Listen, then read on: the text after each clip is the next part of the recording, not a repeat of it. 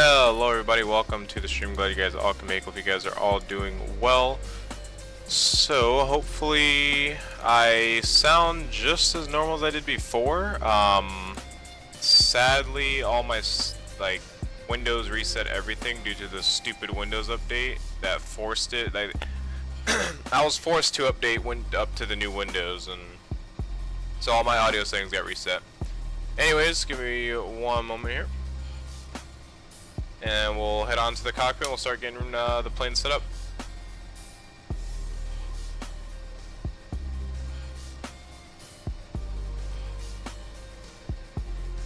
Alright. So here we are in the SSG Boeing 747-800. We're going to be flying as FedEx Panda Express livery, and the new 1.81, and that didn't just come out, it came out I think on the 23rd of February. So it's still pretty new though, and I haven't flown it yet. It's been a while since I've flown this plane. So I'm probably gonna be absolute utter garbage at remembering how to fly this plane, but yeah, I don't know. There's been a lot of issues regarding this plane. A lot of people didn't agree with some things that the plane was made, and apparently there's a lot of bugs and issues. I've encountered a few of them in the past, but I'm assuming they fixed those, so we're gonna be flying this day. So since I have some ARMA stuff to do later on today, and there will be an ARMA stream, I am going to only be doing one flight tonight. So I started the stream just like a few extra minutes late, like 20 minutes late, because for one, the plane was actually just kept on rolling, like it wouldn't stop. The parking brake wouldn't work, so on and so forth. So here we are in the cockpit. So for those of you that are probably wanting to get this, I'm just going to show around the texturing. So this is without my shaders. So typical Boeing 747 cockpit, nothing too special. I'm going to turn our shaders back on. Might convince me to get this plane during the flight, maybe. Alright, so I cannot remember how to start this plane worth my life. It's been a long time since I've flown this plane, so I'm gonna have to look up the charts that hopefully I still have them. I'm pretty sure I do. Yeah, I still have them. So we're gonna pull up the charts here, and then we're gonna go through our checklist, and yeah, we'll get this plane going. So we're gonna go ahead and toss our battery on. Standby power is gonna be set to auto, and hydraulic demand pumps are in the off position. Gear levers down, flaps are checked. APU is not running. Let's go ahead and set that. And APU will go ahead and get started.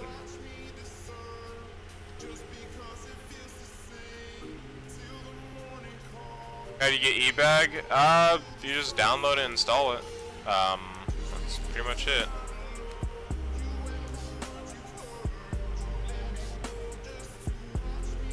Okay, alright, there we go, we got our APUs on. Alright, so APUs are available. We'll get those running. Alright, APUs running, electrical system. I guess that's fine. That's what it is. Alright. Let's actually just double check here, just make sure everything's good. I think everything's good. Looks like it. I'm actually gonna go ahead and let's see. Is there a way to set? It's been a while since I've flown this plane, so I'm gonna. I think there's a way you could set. Oh, it's up here. Yeah, here it is. All right. So lower center. We're gonna go to electrical, and our APU is active, so that's good.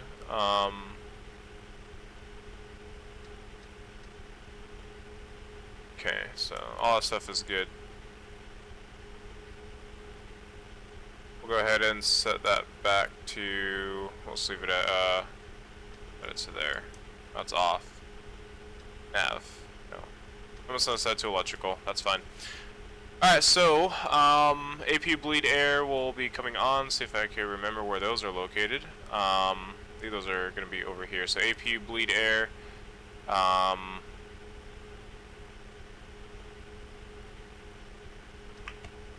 on the on position, so there we go. Like I said, it's been a while since I've flown. Oh wait, okay, that's engine bleeds, never mind. Alright, so packs are gonna get those on. Those are good. Okay, yeah, those are good. Actually, no, wait, there we go, now they're on. Alright, fire panel checked, nav equipment checked, so on and so forth, flight deck lights, not gonna worry about the FMC. We'll go ahead and set the FMC.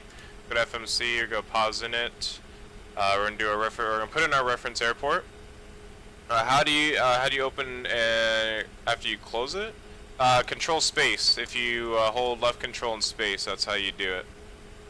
Alright, so reference airport is gonna be KMEM for Memphis. We're gonna pop that there. Give it some time to load. There we go. We'll go to, actually, you know, I don't have my navs set. Let's go and set those to nav. There we go. Alright, so we have Memphis set. Let's go and set in our destination of KMIA. We're going to set that into the destination. We'll set in our flight number as FedEx 318 once that's done setting in. Alright, there we go, FedEx 318. Right on in there, we'll activate that, execute it. Go to departures and arrivals, we'll go to departures for Memphis. We're going to be departing on runway 36 right, so we have a long taxi. But due to the winds, we're going to be taking off to the north. We're going to be on the Burger King or BBQ, I don't know. I'm just going to call it Burger King. Burger King 5, departure, KMEM transition. We're going to execute that. We're going to go to departures and arrivals, or actually we're going to go to route. We're going to actually activate that. We're going to go to the next page, and we're going to be entering in some extra waypoints here. We're going to be entering in Victor Uniform Zulu. We're going to go direct there, and then we're going to be on to SZW, or Sierra Zulu Whiskey. We're going to be going direct there. And that's going to be our transition into the arrival. So let's go departure and arrivals.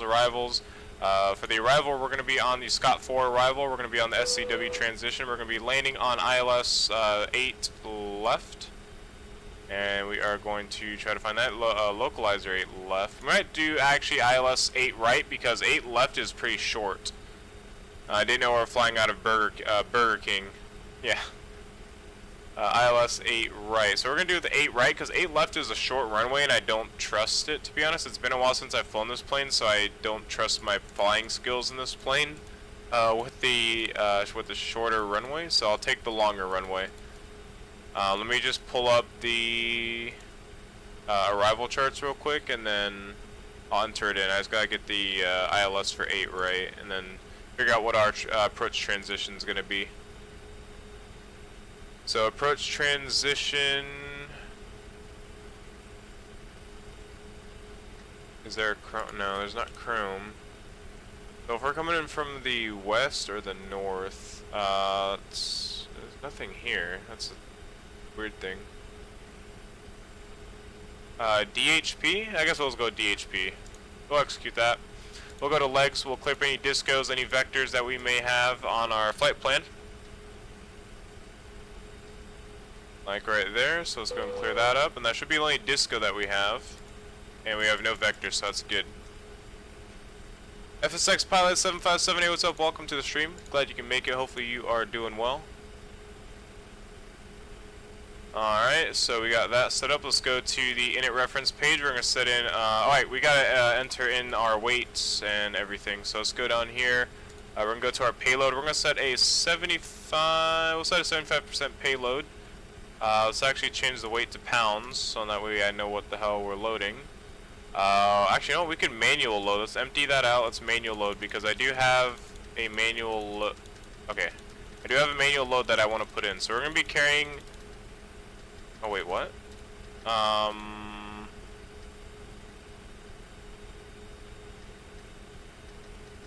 do you do... Hold on, wait, what is it? I have no idea how you do this. How's it? Where's it loading at?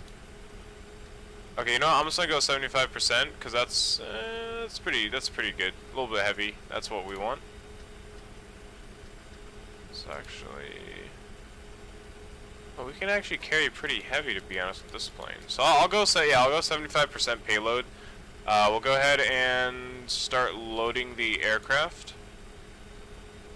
That's gonna load the aircraft there. I'm doing good, FSX Pod. Thank you for asking. Great to know that you're doing good yourself. We're going to go to fuel, and we're going to set our fuel. We're going to be carrying 51,139 pounds of fuel, so Let's go manual select. So 51,000. So 51 point. We'll round. No, 51.1 will be fine. Whoops. Wait, what? Why is it still going up? What? So obviously there's still some issues. It's not going down. Oh, you can. Oh, you have to use your scroll wheel apparently. So that's weird. Okay, sure, why not? So you have to use your scroll wheel to apparently go down in this. That's whatever. All right, so 51. 51.4 will be fine. That's close enough. We'll go and start loading the fuel. And the aircraft is low, so let's go to the doors and close up the doors. So the doors are going to be closing. A little outside view of all the doors closing here. Very, very slow.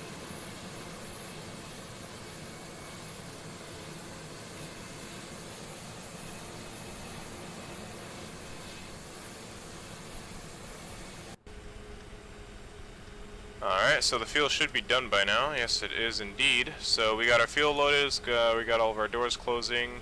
Let's go here, all that stuff is loaded. Alright, cool, we have our aircraft load. Let's go down here, we're going to reset all that stuff. Our planned fuel, I'm just going to put 51.5. Okay, invalid format, I'll take it. Reserves are going to put 1.0 in the reserves, or just, I guess it takes 1? No?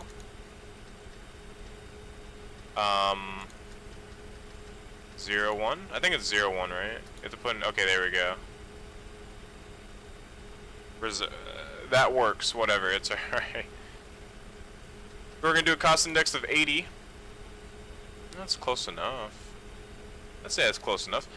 Our flight, our cruise altitude is gonna be 350, so flight level 350. We're gonna go over and get the zero gravity here. No speed. Let's return, I guess. Or center of gravity, not zero. Did I say zero gravity? I meant to say center of gravity. No speed. What does it mean, no speed? Oh, does it mean no V speeds, maybe? I'll come back to that later here in a bit. Yeah. Alright, we'll go thrust limit. We're gonna choose the outside temperatures as 14. I'm gonna pop that in there. Actually, no, that's our flex. I'm gonna set my magical number of 45 in there and see what happens. We'll see if anything good comes out of it. Alright, so flaps, we'll do flaps 20 for takeoff.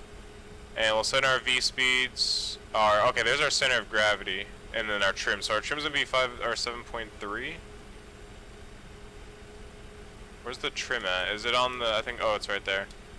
Alright, so 7.3 for trim, there we go. We have our V speed set. Center of gravity, all that stuff is fine.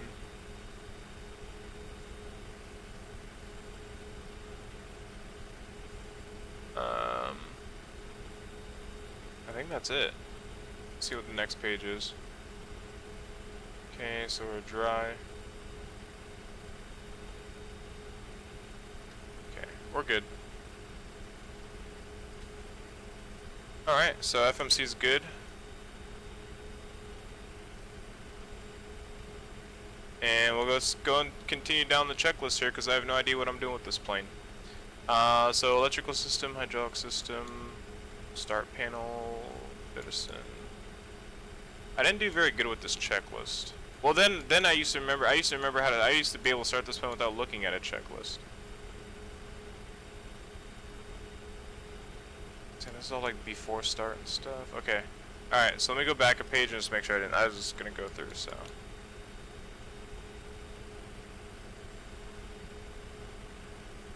Let's see.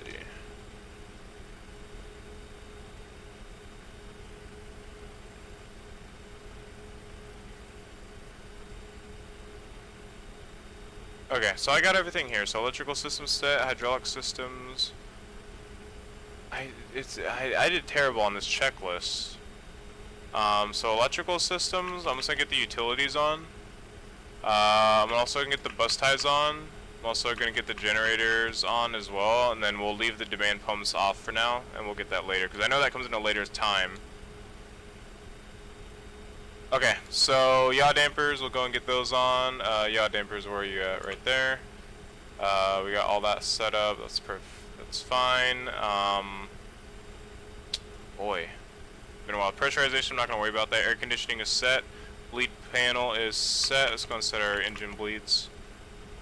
So on and so forth. That's good. All right, so now we should be good to go. Window heats also. Where are the window heats at? Window heats. Where are you at? Where are the window heats at? Are those down here? No, they can't be down there. Window heat. I probably skipped it. Probably just not looking hard enough. Oh, there it is right there. Okay, here we go. We got it. We're fine. Okay, slowly but surely we're making progress. Alright, so exterior lights. Let's go and get our navs on. We'll get our beacon lights on. We'll go and just use them on both. I think that's all we could set it to. Speed brakes are tracked. Thrust levers are down and closed. Park brake is set. Fuel control switches are cut off. Not these, but down below. Communications, make sure we're on 122.8, which I'm pretty sure we are because I saw somebody type in chat. We're on 122.8. Alright, so radar is not going to, we're not actually going to turn the radar on. Seatbelt signs, not going to worry about that. Transponder, not going to worry about that. Displays, PFDs, NDs, auto brakes. We'll go and set those to RTO. Before start checklist, altimeter. So we got to get all the fun but honestly boring stuff here. So just give me one moment while I get the ATIS information. That's going to be altimeter 3033. We're going to set that on into our FMC. So 3033.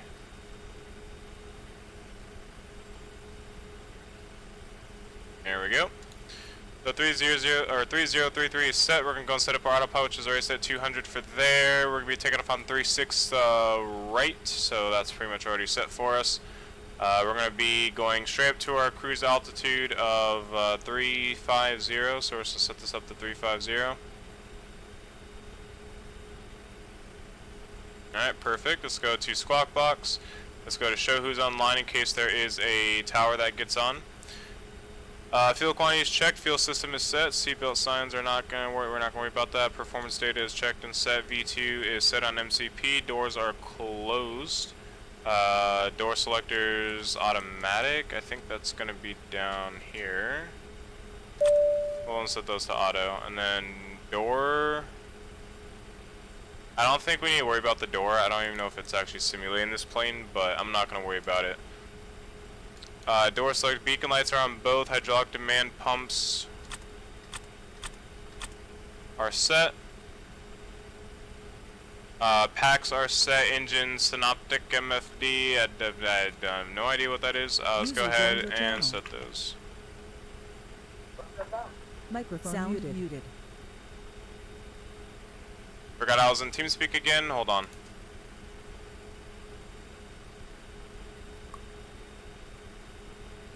There we go. Whoops. Alright, so where was I at? Hold on. I can't remember where I was. Okay, packs are normal. Okay. Okay, we're good. Alright, so I got all those. Alright, cool. I think we're ready for pushback now. Let's go ahead and get our fuel on. And I don't think, do we have fuel? We probably have fuel in the center, but I'm not going to worry about that. Alright, let's go ahead and get ready for our pushback. So let's go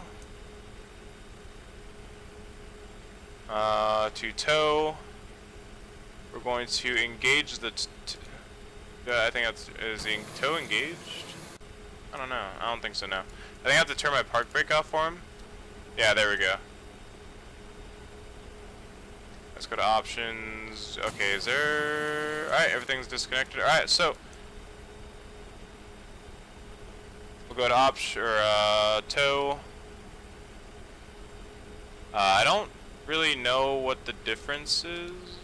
Oh wait, oh, flats forward. Whoops, aft. Go backwards. Go backwards. I went the wrong way. Go backwards. What are you doing, ground crew? And I think yeah, okay, I just turned with my left and right rudder. It's been a while, alright guys, it's been a while since I've flown this plane. Very extremely rusty at this plane. And we'll just start our engines on our way back, so we'll be pushing out tail to the left. I feel like the tail is a little bit dark on this livery, or is it? Yeah, the tail's a little bit dark on this livery.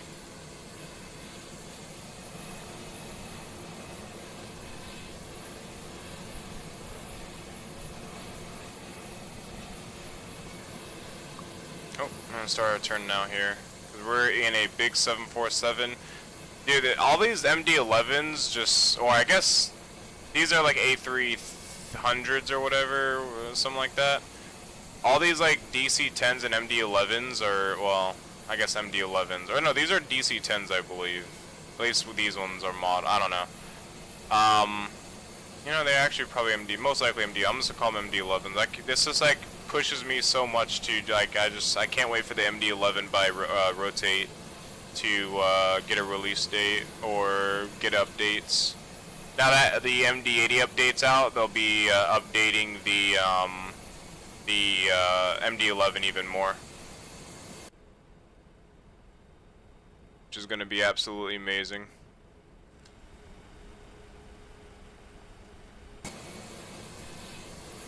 What view is that? Okay, I was about to say, I thought this was my wing. I was like, that's not a very good view. Not very good at all.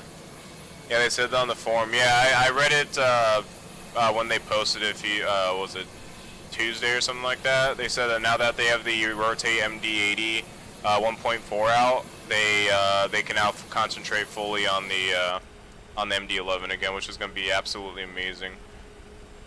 All right, we'll go ahead and stop him. We'll disengage the tow, pull the park brake. Hopefully we're not rolling. Hopefully our park brakes actually work. For some reason, I don't think they're working, but that's all right. We'll deal with it. We'll deal with it.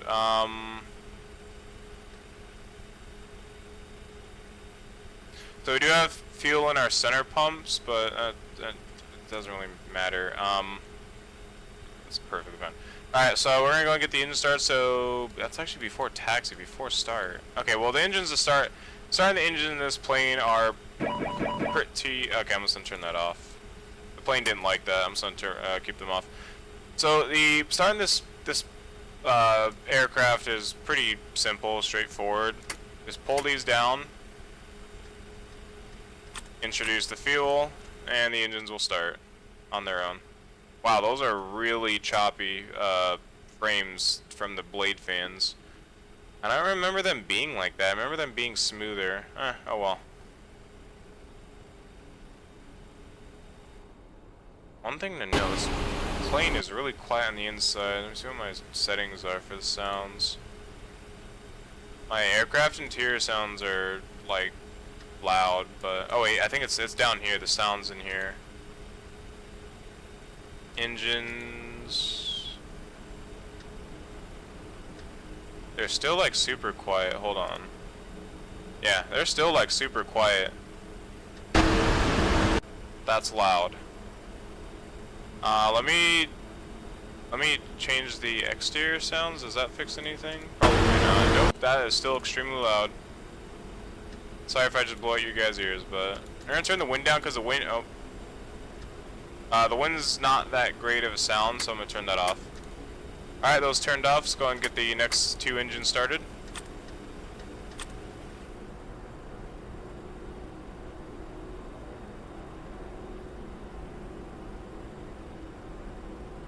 And then once we get up in the air, I'll talk about the changes that they made to this plane as to what the updates are. Or what they were. Alright, wait for those engines to finish up. The cool thing about this plane is there's actually like an airport like diagram built into this aircraft. I love that feature so much. It's so cool. Such an awesome feature. Absolutely love it. Alright, we'll wait for those two to pop back into place.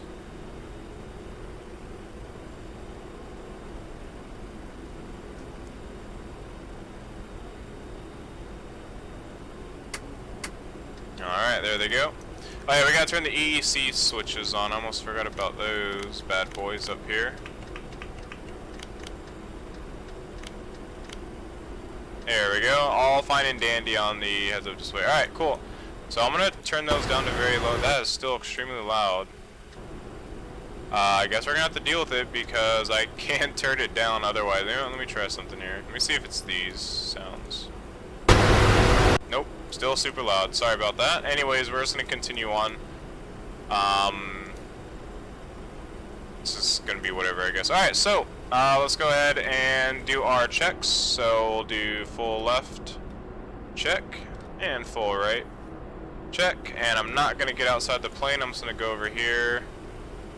We're gonna check the flight controls, and we'll do full back check, full forward, and check, and full right rudder check, full left rudder check. We are good to go. Alright, before taxi, we'll go and get the APU turned off. So APU can now be cut in the off position. There we go. Any ice systems, not gonna worry about that. Packs are normal. We're gonna head on up here. Trims are set. Auto brakes are RTO. Exterior lights are set.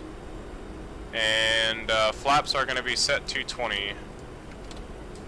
I think that's gonna be 3. Nope, that's gonna be right there. There we go. Do you get the cargo separately or both? I got them both. Yeah, I got them both. I don't even fly the international version. I guess the passenger variant. I always fly the cargo variants. I don't know why. I love the cargo variants better. Better. All right, so flaps are actually being set at this time. I think they're actually already set. Yes, they are indeed. Flight controls have already been checked. Takeoff data is set and checked. Departure briefing is complete. We already have that. And then let's release park brake. Let's get out of here. Oh, did they change the sounds? Oh, they sound different. Oh, I think they added a little bit more power too. It feels like there's a little bit more kick in its step in this plane. I actually do like that because last time I think it took quite a bit of thrust to get going.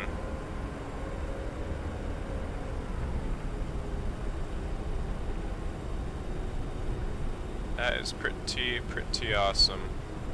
Alright, just gotta watch our wing clearance here, coming through these, their planes. We are a massive 747. And we got a bunch of cargo to deliver. Alright, so we got a long way to taxi. And you guys will see that because we gotta go all the way on that end for the winds and for our departure.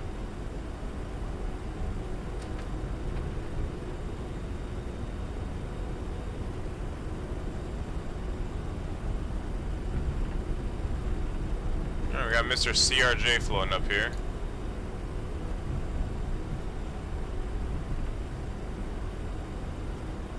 Alright, we are out of the ramp areas. Go and get our taxi lights on. Alright, we should be clear there. And we'll be taxiing via, I think it's Zulu or Yankee right there. I can't remember that taxiway, but we'll go there and then we'll go all the way down. And that will be onto our runway. For $55, yes, $55. That is correct. Oh no, it's Bravo. It's Bravo. Yankee is this taxiway here. And then this is Bravo. And it goes on to Alpha. But we're taking, actually no, we're gonna take Yankee down. Yeah, we're gonna take Yankee down. Never mind. I don't think that's Yankee though. Hold on, prepare your ears, guys. Approaching Never mind, we're not taking Yankee 27. because Yankee doesn't. Yeah, it's not true to the airport. All right, we're gonna stay here on Bravo, and then we'll take Sierra down.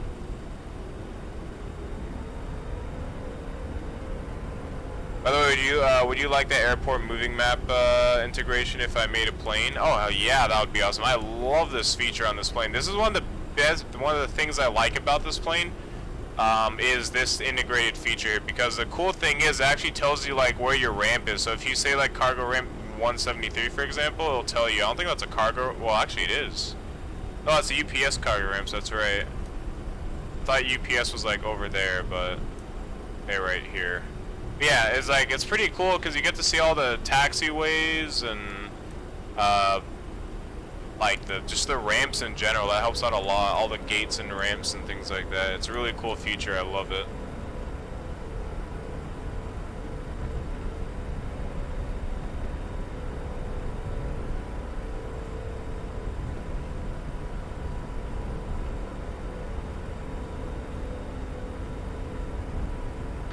I feel like they improved the sounds a little bit too. They sound a little bit different. Like I said, I'll read the changelog that they put in 8.8 or 1.81 because honestly saw like maybe 3 of them, and I know they had like 6 new major updates or something like that. I know a few were bug fixes, and I think some were additions or something like that. I'll have to open up the post again and check it out. You know, I keep on forgetting we're probably dropping.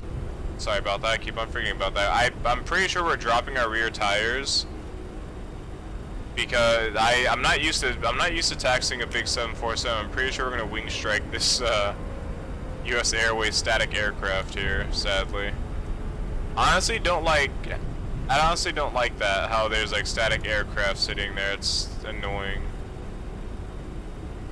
A cool little plane museum though. Pretty awesome. Definitely gonna get this plane. Well, I'd probably wait just to see, because I mean there may still be issues and bugs, but for the most part, if they send out an update, I'm assuming they fixed it. Wow, we must be taxiing pretty fast. Up here in the cockpit at higher speeds, it doesn't seem like we're going that fast. Oh yeah, there's one. Our ground speed is not showing. Okay, it shows down here, but it doesn't show up there. Well, maybe once we get up in the air, this ground speed will work. But right now, obviously, as you can see, this one's not working, but this one is down here. So I guess that's fine. As long as I see what my ground speed is, that's all that matters. That is fine.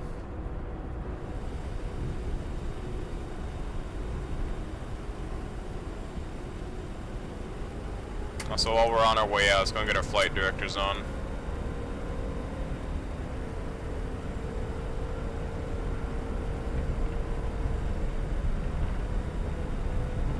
Alright guys, big plane taking off on, is it 36? I'm gonna go on 36 center probably, because I think one, it's longer, and yeah, 36 center will take off because longer, and then that way if anybody's arriving, they'll take 36 right. We'll just do 36 center. So I have no ortho in this area, obviously, as you guys could tell, it's kind of plain Jane, but once we get down to the Miami area, the entire Miami area is covered in photoreal, so. Flaps 20 because of cargo. Well, flaps 20 because we're in a 747.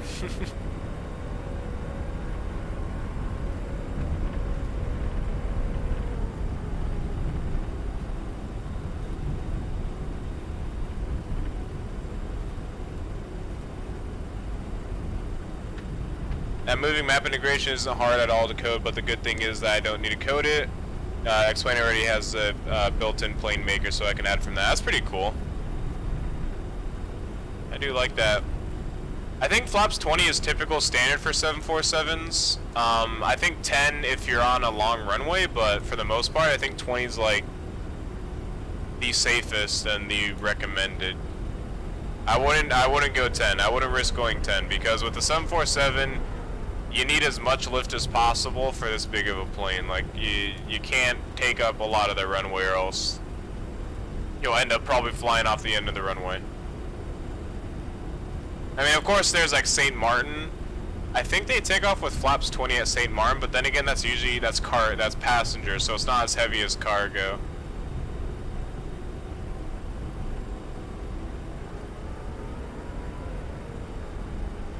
$747 seems underrated in flight simulators. I wouldn't say that. The PMDG 747 gets a lot of attention It's just an X-plane, since SSG is just like, this one's not the best out there, but it does the job of a 747. And the cool thing is it's a 747-800, so it's the more, it's like the newer 747 of the family. So it's a little bit more updated with aerodynamics and just the aircraft in general. So yeah, I mean, Zebo, I hope Zebo, once he's done helping the 737 Ultimate project, hopefully he does the 747 like he did with the 737. That would be absolutely amazing.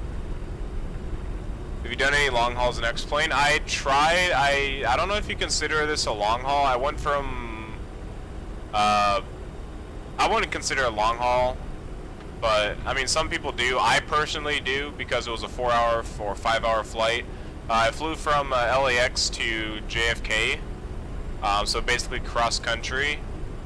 I also flew Hawaii to San Francisco. I wouldn't really consider those long hauls. I mean, maybe Hawaii to San Francisco, but other than that, those are like the longest flights I completed.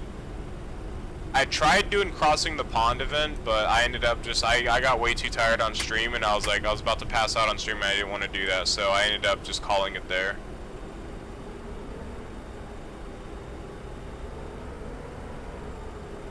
Alright, we're gonna hold here just to make sure that everything checks in and so on and so forth, and good stuff and fun stuff, right? Alright, so I think, alright, just prepare your ears, because I'm gonna check something real quick. So 5, 4, 3, 2, 1. Okay, we got a lot of space. We're fine. We're fine. He's helping 737U. Yeah, I think he's helping them a little bit, especially since they have, they're doing something in, they're doing something with the, he's helping them with his version or whatever, something like that. I don't know. It's confusing. I honestly don't know the story behind it, but he is doing some help. He is helping out with it as far as what I saw and so on. Alright, so before takeoff, flaps are set, transponders, go and turn that on. Probably help if we turn that on, especially if ATC gets on.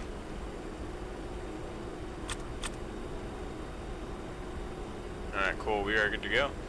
Transponder set, external lights, let's go ahead and just pop on our lights here. We have nobody to blind out in front of us, so perfectly fine, send those on here. Packs are normal, takeoff clearance has been received, I don't see any traffic. The approach into Memphis is looking clear as day, so let's go and release park brake, let's pull onto the runway.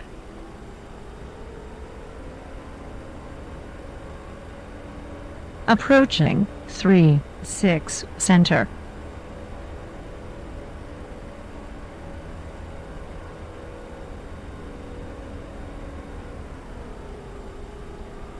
Alright, see if I remember how to do the autopilot systems in terms of the toga. I think toga's automatically turns on because it says toga on the display, so I'm hoping that we're all set. Alright, let's get ready to go full power.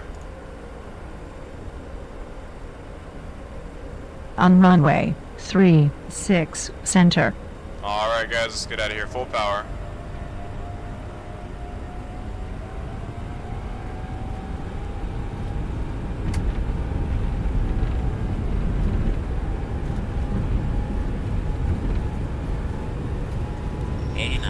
Alright, we're gonna have to do manual. That's alright.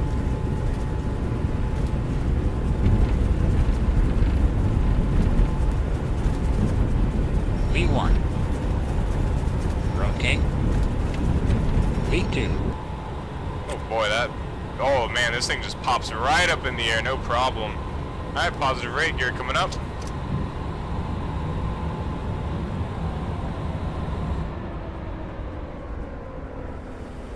Nope, auto throttle kicked in. There we go, come on. Power up, power up, power up, power up, power up. So the auto throttle still has that issue to where it powers down and then it powers back up. It's been an issue for a while, but it's nothing. As long as you pay attention to your speed and not crash and plummet, you'll be fine. We're fine. Let's go and get our autopilot on. And let's see how the autopilot flies. I want to see how the autopilot works here. So honestly, it seems like it's actually working better than it used to. The autopilot used to be a little bit janky. It's actually flying pretty good. I'm actually quite surprised. Auto throttle's working pretty nice. The plane's flying pretty smooth. I have VNAV, LNAV on right away, and it's not spazzing out, and the speed is good. The throttle's still, like, whenever auto throttle kicks in, it always, like, brings the throttles back and then brings them back forward. I don't know why it does that. Let's go and bring our flaps up a notch. Yeah, it's a little bit of an issue, but other than that, it's something that's easily avoidable, and as long as you just keep eyes on your speed, that's all you really need to do. As long as you pay attention to your speeds and your instruments here, you'll be fine. Let's go flaps up all the way.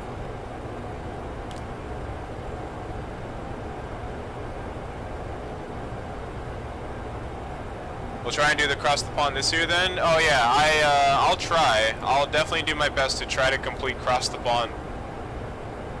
I will definitely do my best. Alright, we got flaps all the way up. And we are gone from Memphis. So we'll be entering photoreal probably in the next few minutes or so. We're not too far away from it. Know that.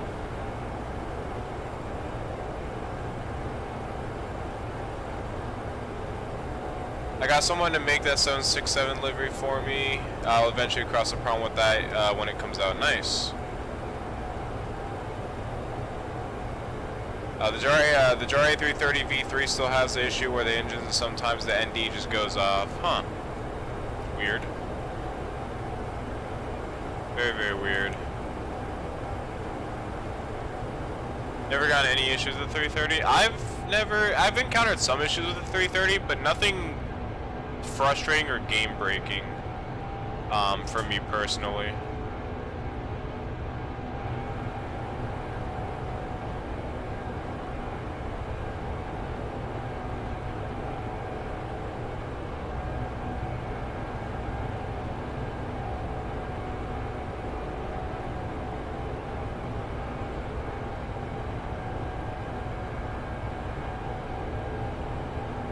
That view though.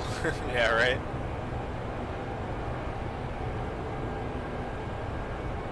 Yeah, the autopilot is much better, it feels like, from my past experience. One thing that they need to fix are these, I think they call them like marching ants or whatever.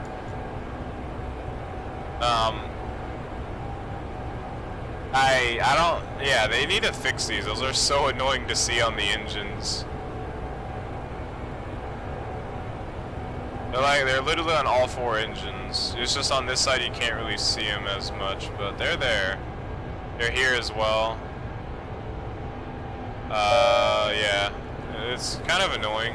That's 10,000 feet, it's gonna get our lights off. I don't know how easy those things are to fix, but I mean, like, it's not one of those game-breaking things. Oh, I forgot to put our strobe lights on, whoops. And our wing lights, but we're at past 10,000 feet. Don't need to worry about it.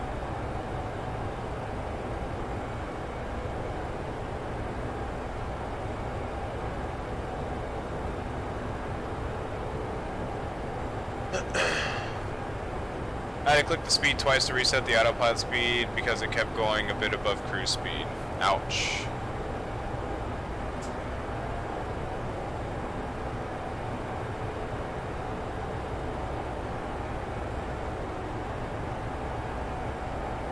Oh, no, not heading mode. Go back on LNAV, please. I accidentally left click.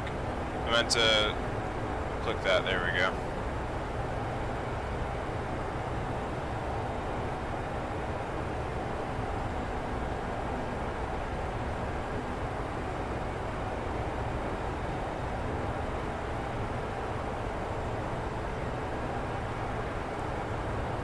I know that's the issue with those things on the engine. It's just the model of the fuselage needs to be pulled out. Because it's touching the sides of the engine, that's why it's glitching. Oh, okay, gotcha. Oh my lord, 330 knots climb speed? Oh yeah, we're in a 747. We're booking it out of here. We are getting out of here. We are going full bore, just throttles maxed out here. I'll get some music going here pretty soon as well. And increase the VS. You're going this fast. Oh no, it's all right. V speed, VNav is handling all of the climbing for us, so we don't have to worry about it at all. So we sit back, relax, and enjoy the views. I do like the front engine views on a 747.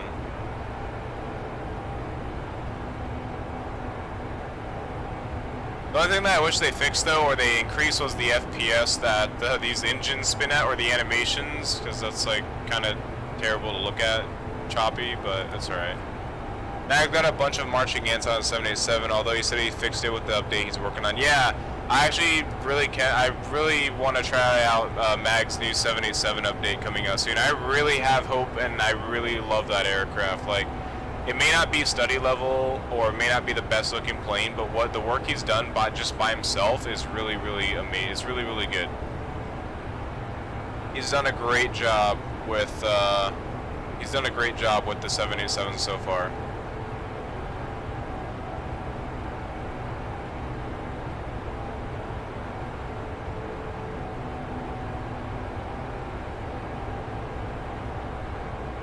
Keep the right wing front engine view. It's good. You like the? Oh, you like this side? Keep this side.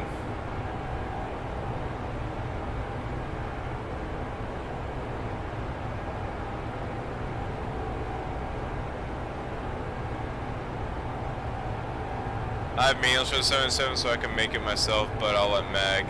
Yeah, the biggest thing is I hope he gets like a group or something. I hope people actually volunteer to help him with his 787, because it has a lot of potential of going really far in the community. Like, it really does. That's going to be absolutely amazing. I don't really like front wing views. They look awkward, although I like it when you're right next to the engines looking straight out. I like it on the 747. On the 737, I don't know, I kind of like the front engine views on the 747, 737. The 737, I like the rear end of the wing better, but with the 747, I like looking at the engines. They're really cool to just like the scale of the wing. Oh yeah, so let me get the update and then read out what they updated on the 747 here. Alright, so let's see. Alright, so change log version 1.81. Alright, so first one is engine performance tuned. I noticed that. I definitely noticed that. Improved fuel calculations. Sure, I guess. Improved auto land behavior. We don't do auto land here anyways. RTE Route 2 line entering fixed. I never noticed that. I don't really use Route 2, so that's fine. Latitude and longitude entries fixed. Never noticed that. Landing gear door animation fixed. Was there an animation issue with that? I never noticed that. Throttles now will not move if toga is selected but engines are off. Wind vector on ND now correctly showing only above a certain ground speed. Oh, that's pretty cool. They revised their manuals. An X-Plane 11 changes only. FMC CDU and right ND now can be put in an X-Plane external window or monitor. That's pretty cool. I don't do that, but it's still pretty cool for those that do it. Accurate flaps retract and extension times, and more accurate nose landing gear steering. I actually didn't really notice a difference in the nose wheel steering at all. But I mean, maybe it's just because I never flew. It's been a while since I've flown this plane, so I think that's it.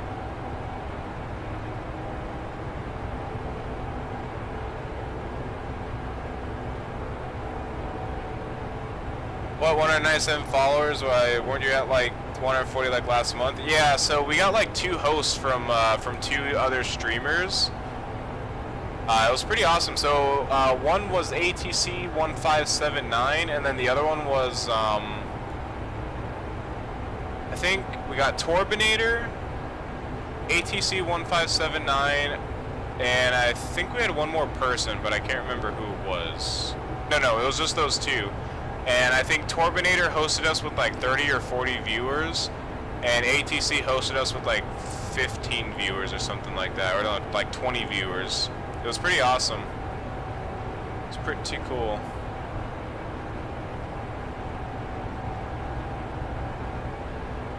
PTP will for sure bring up to like 300 followers. Oh yeah, that's gonna be awesome for the across the pond. I'm definitely gonna do my try my best to attend that, because I do want to complete a cross the pond event. Actually, when's the next? What's the date for that?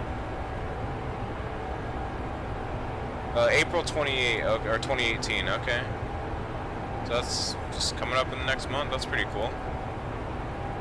Definitely keep that on my calendar. Yeah, I always wanted to complete cross the pond. 26,000 feet. We're booking it though, 543 in ground speed. Absolutely booking it right now.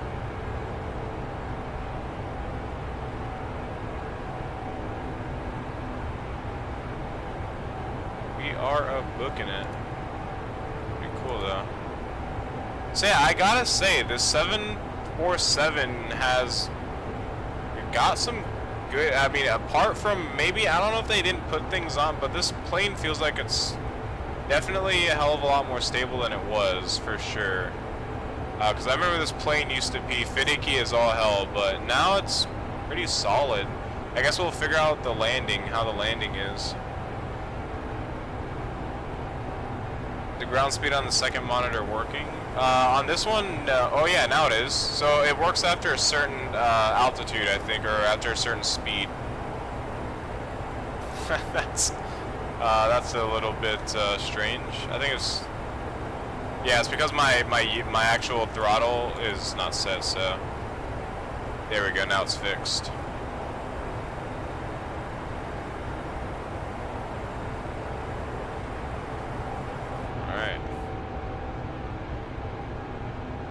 Across the pond will get you 100 followers, no problem if you fly the longest flight. Oh, the longest flight? Oh, man. Yeah, about that. I'll probably fall asleep on stream if I do that. And that's... Is it going to be eastbound or is it's going to be westbound? So the thing is, the winds usually are always in favor of the eastbound. That means that flight is going to be, instead of like a 4-hour flight from east to west, or west to east to west is probably going to be like 5 hours just from like London to New York because of the winds. The winds are pretty much always going eastbound over the Atlantic, but as of right now, the winds are actually in favor of westbound flights, kind of. So yeah. That's gonna be fun. It's gonna be westbound. Yeah, eastbound flights in real life are more usually 7 hours. Yeah, well, it depends on the winds. It depends really on the winds and what you set your plane up to. You can cross the pond in 4 or 5 hours if you're maxing out your engines and your fuel consumption and so on.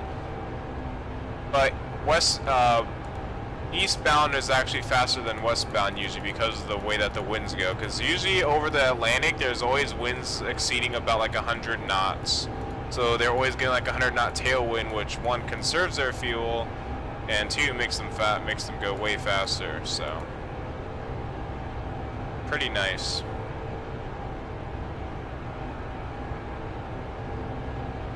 Like here, let's see.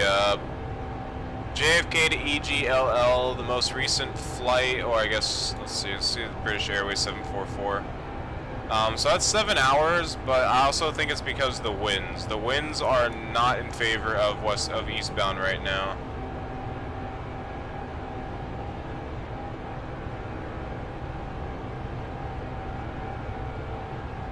But if you go back like maybe a few weeks or something like that, you could probably find some flights where they're done in like 5 hours, or the flight was in 5 hours. Just depends on the winds.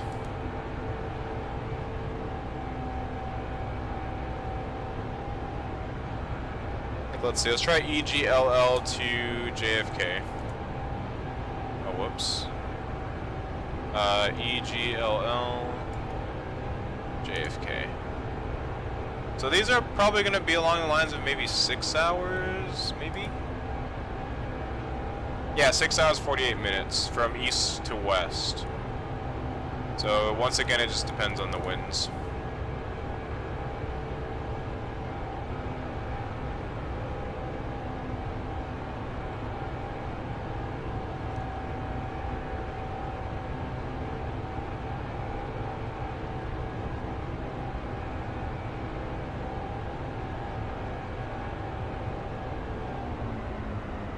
Wanted to not crosswind? Yeah, right. JFK to GMMN? I have no idea what airport that is.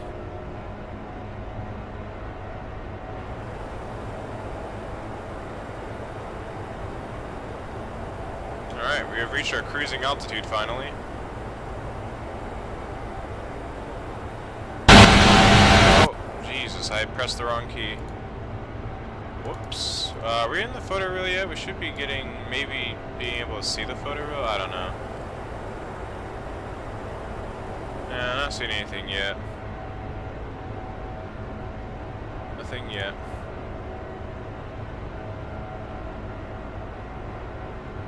Alright, we're just gonna go and get some music playing now that we're at our cruise, so... We have no ATC to worry about, so let's go ahead and... get some tunes going.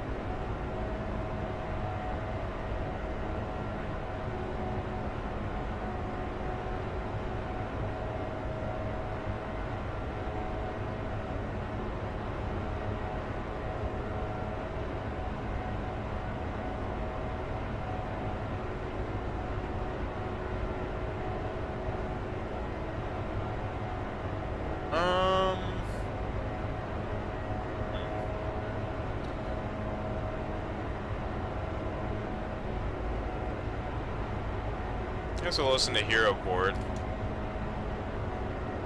See what they have. See if they have anything new.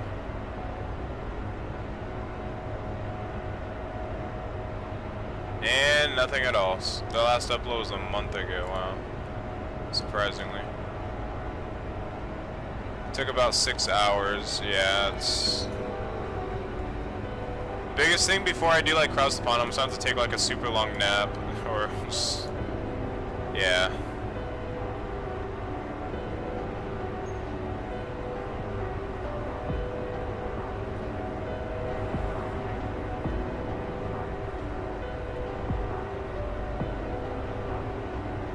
So recommend what? The flight?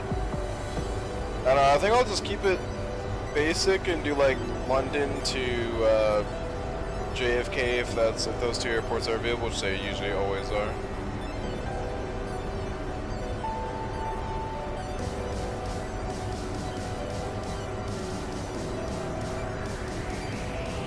At this point I want a cargo plane, so maybe 74 or 757. I like the 757, it's a good plane. I do like that plane.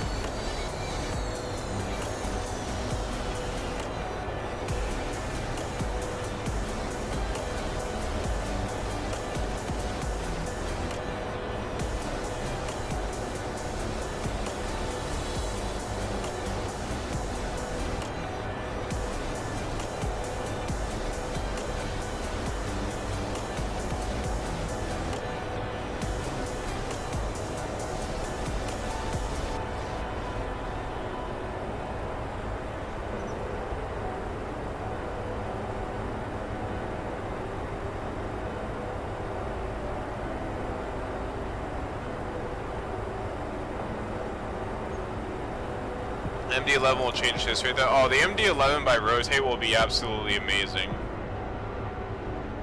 Absolutely amazing.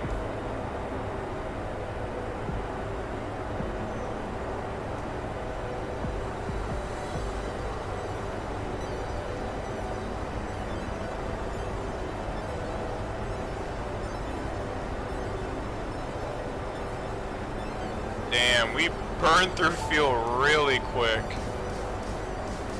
Like, we burned through fuel really quick on that climb. That was actually really fast.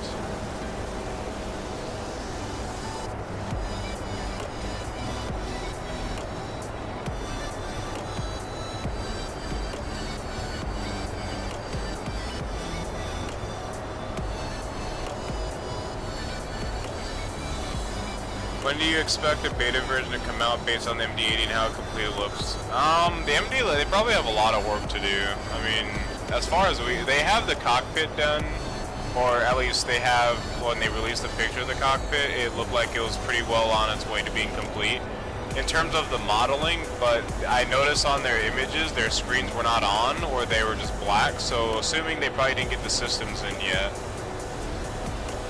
And since Rotate, being as big of a developer and as experienced as they are, they probably do their own custom systems.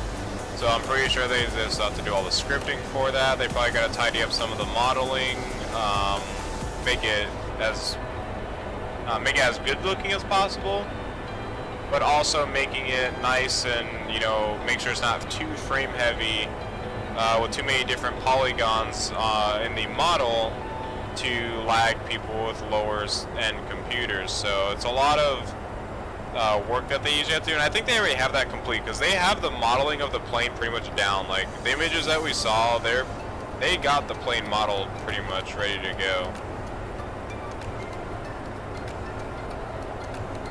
Now it's probably just like polishing things up on the model and getting all the systems and stuff worked out. Honestly, I think that's what the stage that they're at.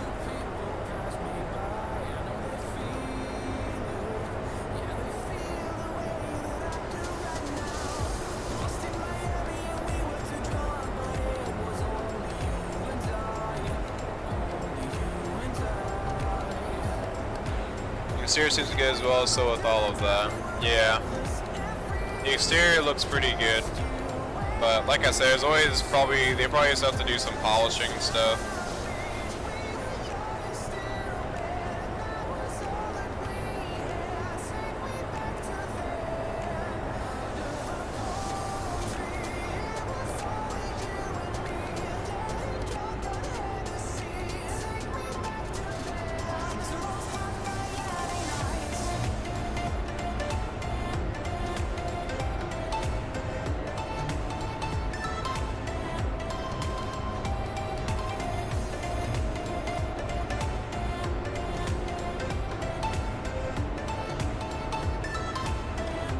Oh, Doggo 2, what's up? Welcome to the stream. Glad you can make hope you are doing well. We are flying the Boeing 747-800 freighter version. So I'll show you guys the outside.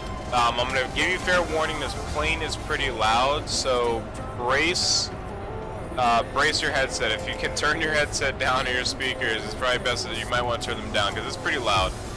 So 5, 4, 3, 2, 1.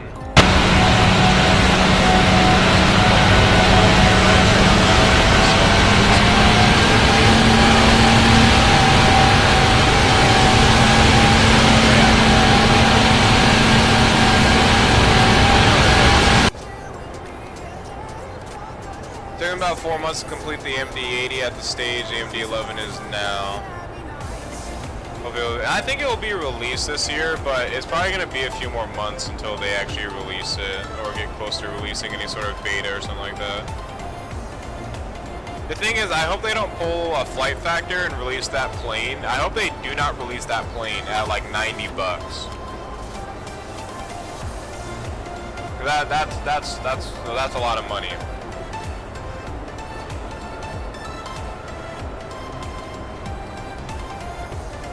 Like exteriors have been wrecked. I told you, fair warning. It's a loud plane. It is an extremely loud plane on the exterior, and there's no way I can turn it down.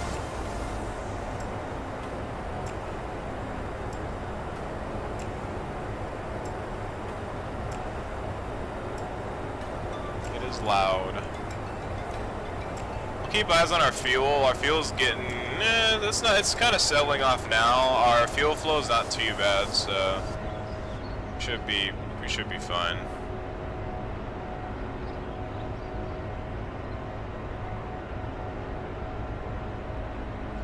Life will be destroyed if Flight Factor releases the MD-11 and cause rotates to be less popular. What? Flight Factor's not working on MD-11. I said if Rotate, I hope Rotate doesn't pull a Flight Factor and sell their product for 90 bucks.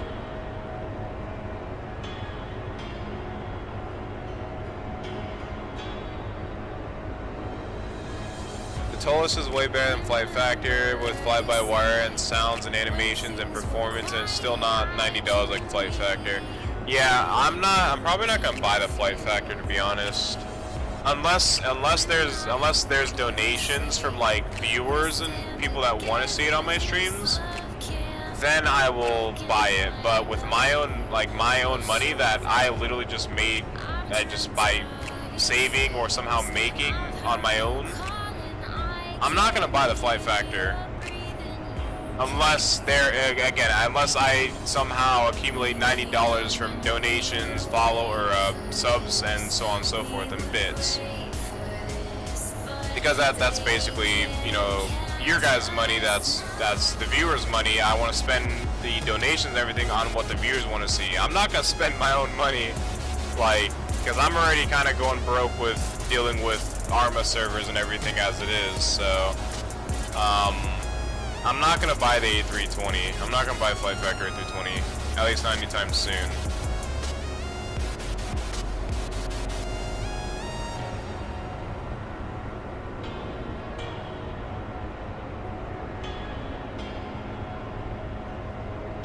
Yeah, I'm honestly thinking about looking into the Tolus A320. Or not A320, A319. Like it looks like a really solid plane. Like it may not be, you know, the modeling may not be Rotate quality or Flight Factor quality, but it's good enough quality for me to enjoy. Like, I like 3D cockpits. I want details, but as long as it looks good, it looks decent, and and buttons are usable, and I can press all the buttons in the damn world in that plane, I'm happy. So, yeah. Same, I have the jar, I'm happy with it. See, I'm happy with the jar too. I'm perfectly happy with the jar. I wish there were some things that they would kind of get rid of. Like, I wish there was a way to disable the co-pilot, because that co-pilot is... oh my god, that co-pilot is the absolute worst. I tell you, landing on short runways, and my skills of landing an A320, and you guys know, you guys seen my streams of me landing it at Innsbruck, or at least I hope you guys did. But man, was that a nightmare. But other than that, the jar A320 is solid. I like it. I have no problems with it. And I hope Jar Design does continue working on the A320.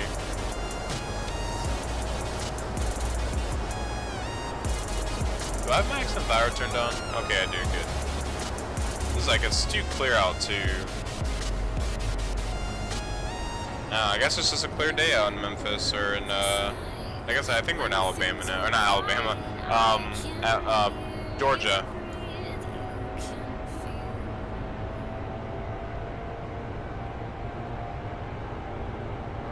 Yeah, we're in Georgia. So many people love A320s, and I have no idea why. I like the A320 because it's a challenge for me. I don't like the systems. I don't like the delayed systems, but it provides a challenge for me. It's something different. I personally like A320s, but I mean real life. But when it comes to flight sims, I am utter trash at flying A320s. Any Airbus thing. The only Airbus plane I can fly without having a terrible landing is the A330. The A330 is the only plane I could probably fly solid. The A320 I have problems with.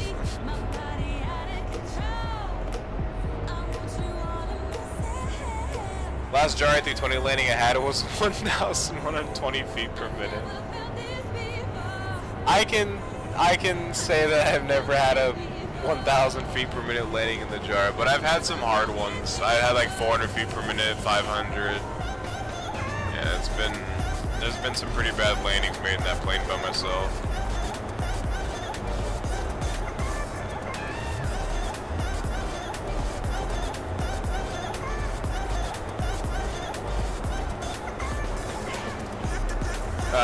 Flight Factor, or not Flight Factor, A320 V3 from jar just released. Oh, nice. You have to like rebuy it though, or you have to rebuy it though, don't you? Or no? There's a free update to current. Oh, it's free update. Oh man, I'm gonna have to download that and fly that on Sunday maybe. I'm glad. I see when new versions like that come out, I'm so glad that JAR doesn't have you rebuy again for a different version for the same exact plane, and then you have to rebuy the version. Like, I hate that. That's so stupid. For example, like with the Flight Factor 757, I didn't like that. I didn't like how the flight. I mean, I understand that they added a new freighter, but to get the new update or whatever, I don't know. Well, I mean, I guess you got 3 extra planes, so I mean, you know, actually with Flight Factor's ideal, never mind, because they added basically 2 new 757s, so never mind, I was wrong. But there have been times, I think in FSX, where a version 2 came out, or version 3 came out, and you had to rebuy it. It was stupid.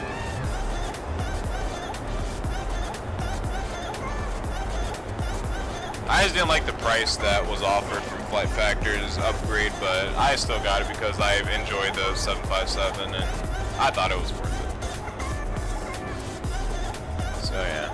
I'm about to check out the A330 V3 though. Flight Factor will definitely make you rebuy if they come out with the 757 V2. So they talked about, so Flight Factor, at least news going around that they are going to redo the A330, or they're going to work on the A330, and they're also going to redo and also work on the 777, which I hope they do. The 777 needs some love. Like, I love the 777. That plane needs some desperate love, and it needs to be updated. It can be a great plane in flight in X plane. That plane has so many issues though. But back in the day, it was a really good, it was a pretty solid plane, and then there's just bug after bug after bug, and it was just unflyable at that point. Autopilot would spaz out and go crazy, and the flight controls were very wonky and didn't feel correct at all. Yeah. That plane needs some love. At least make it more money and have you upgrade. Or just add a different variant to it. I mean, kind of like what they do with the 7.5, but I don't know.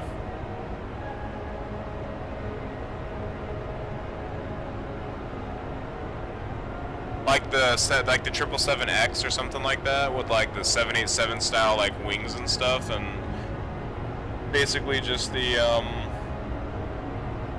fuselage and all. That'd be pretty cool.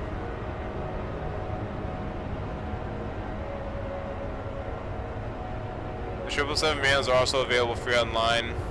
I can make one, but it'll take 2 to 4 years, so it's best if they redo theirs. Yeah. I complain about this a lot, but the landing gear, the 777 is my favorite plane, and they messed it up.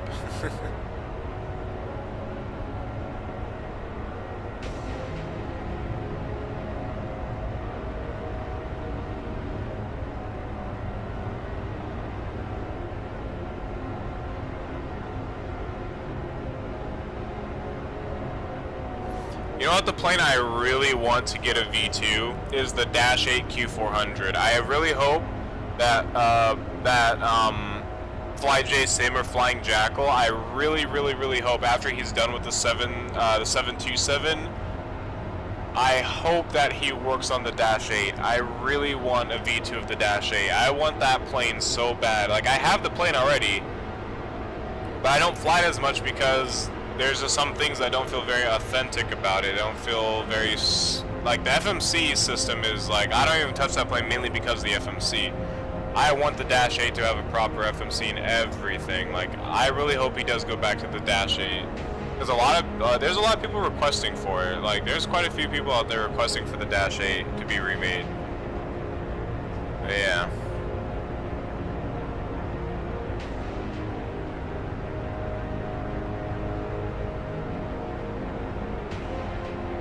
And that landing gear on the ground made it look so look disgusting on the ground. What? On the 777? I can talk to the programmer to see if they plan it for the Dash 8 or the 777. Because honestly, I think if the Dash 8 was getting an update, that would probably be one of my favorite planes to fly. Are we coming up on photo reel? I think we are. Yep, that's photo reel. Alright, cool. We're coming into the photo reel now. FlyJ Sim only dev. Oh, okay.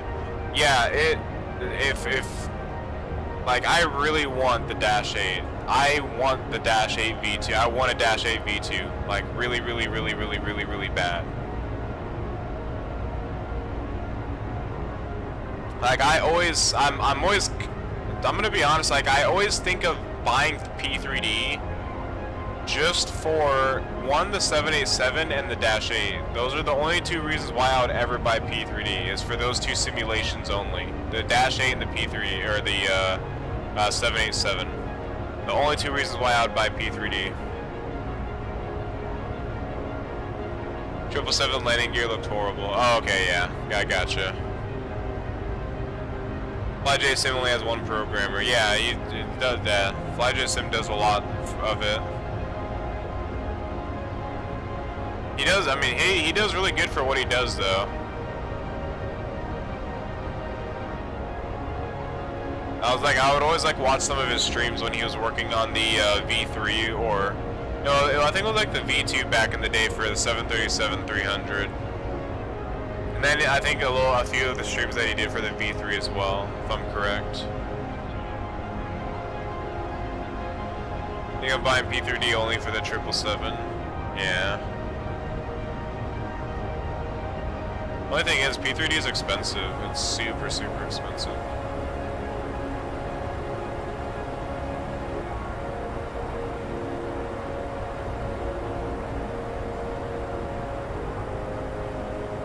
Look at that tailwind though, 89 knot tailwind. Loving it.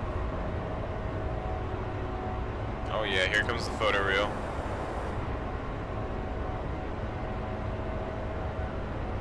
Gotta love it.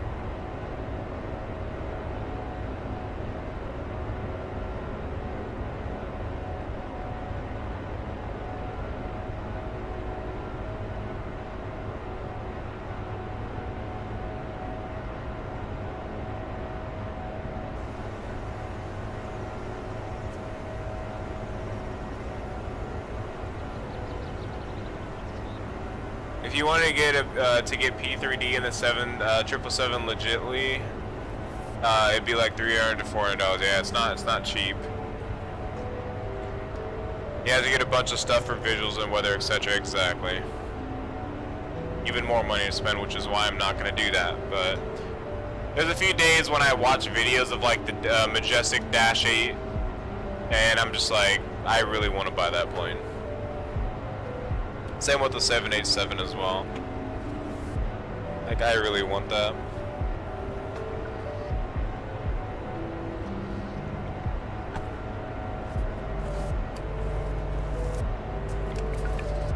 The biggest thing is that what we need in X-Plane is to make it, I guess, I don't know, I mean,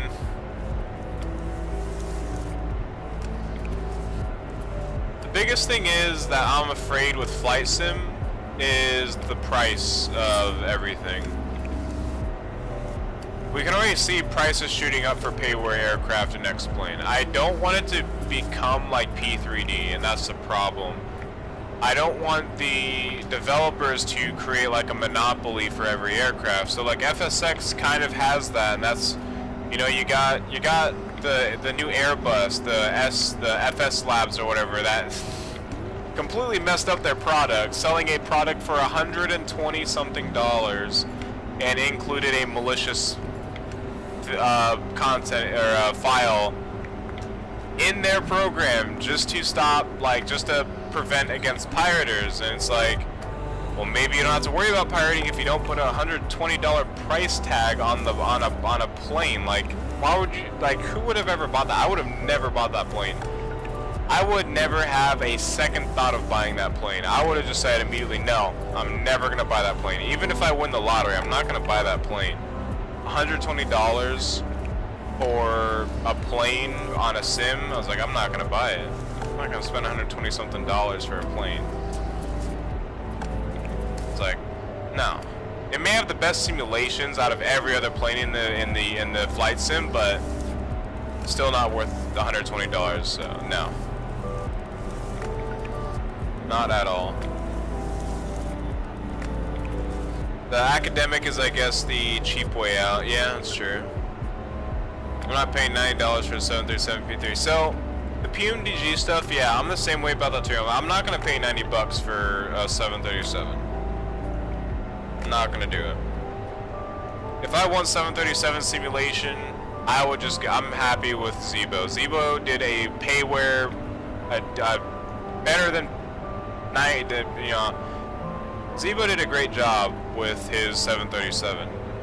The Zebo 737 is definitely the best 737 experience I've ever flown in any sort of flight sim. The best. And I've flown the PMDG 737 through my friend's flight sim way back in the day of FSX, and it was nice, but I explained with updated systems and so on, it was just all around better, and it's free. So, well, I won't say it's free, it's donationware, which I guess is free, but it's always best to give donations out to these people that release these things for free, because, you know, they're putting a lot of time, and Zebo puts probably put thousands of hours in the 737, guaranteed. Maybe not thousands, but hundreds of hours. I would be surprised if he probably does, if he has over 1,000 hours in X-Plane. I would not be surprised at all. And solely is from working on the 737 too. Not be surprised. $90 for the A320 rip. Yeah, no kidding. Yeah, I'm not buying that. Not anytime soon, at least. That's one of the thing is, like, I feel like companies are starting to kind of create a monopoly in a way. So you got these companies that are large, they have their groups, they have their devs, they have all the, you know, some of the best programmers in the community. And I understand that, you know, it's their time out of their lives, their jobs, their families and so on, but close to $100? No. Not paying for that.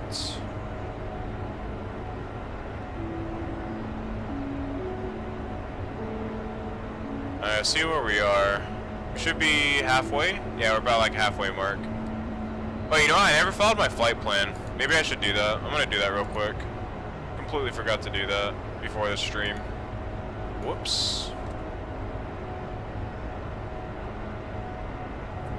Oh wait, whoops, I completely put that, KMEM, there we go.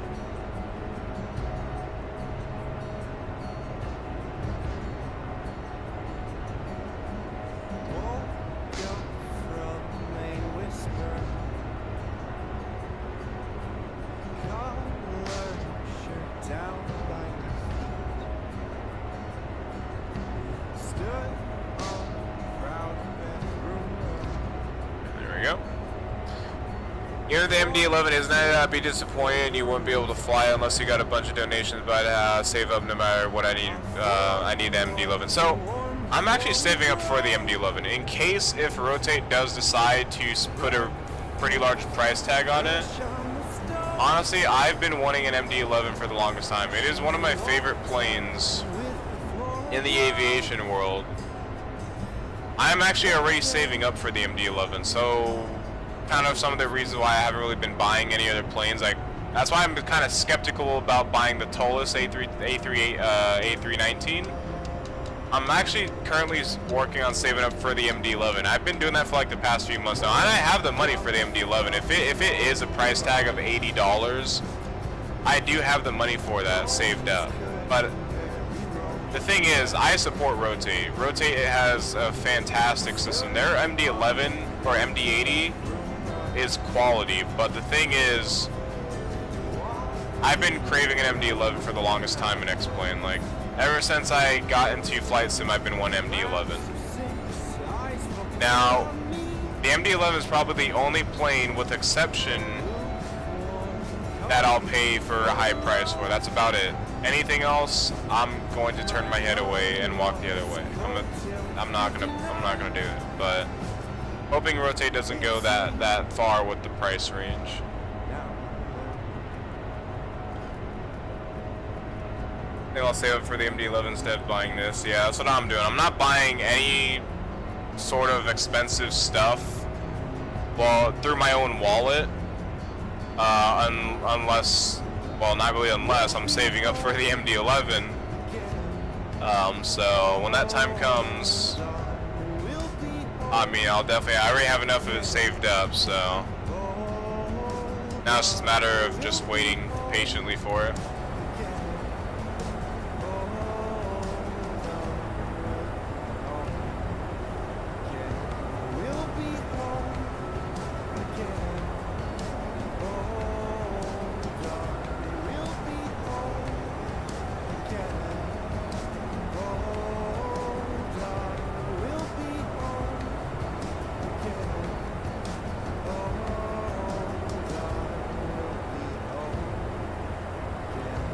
Let's go and see how much fuel we have.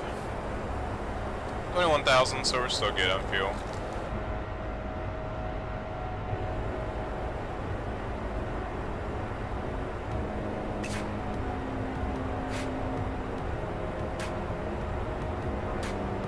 Look at that difference though, it's pretty cool.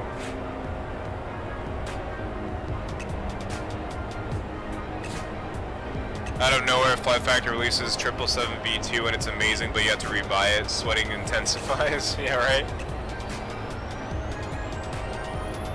If they're redoing the 777, or not really redoing it, but if they're going to basically update it, it's probably gonna take them a while to do it.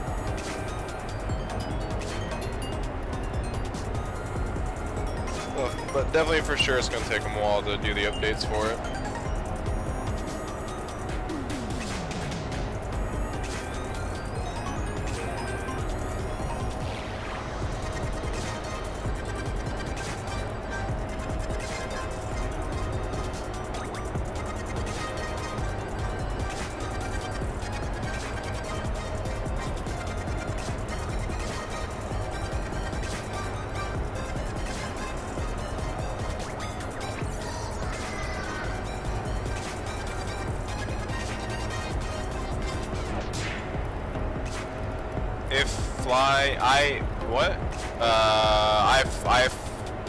If fly FedEx MD-11 nonstop.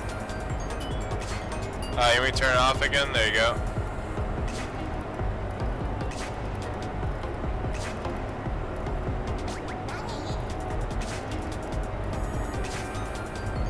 Oh, I'd fly the FedEx MD-11 nonstop. That's what I'm gonna do. Like once that plane comes out and I get it, I am gonna be flying that plane nonstop, stream to stream. Turn back on URP. Yeah, right. I've gotten so used to having this on, like I've gotten so used to having the shaders on that I can't even look at like X-Plane default the same anymore. It's just like it looks like there's always like a sandstorm down there. Like there's always dust particles just in the air. It's so weird.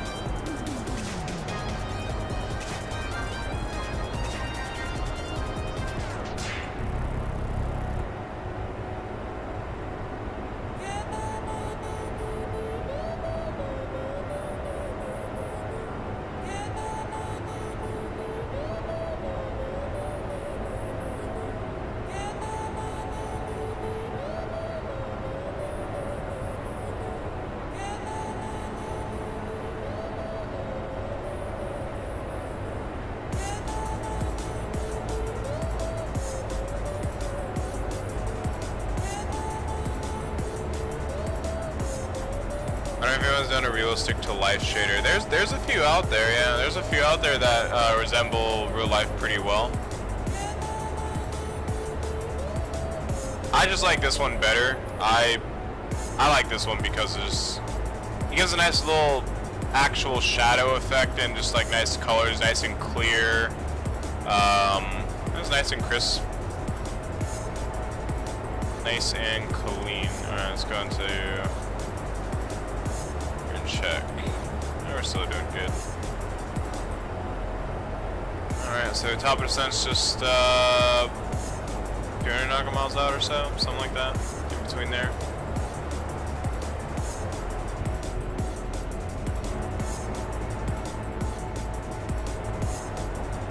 Yes. We're passing near Tampa. Oh no, we're coming up towards Tampa though.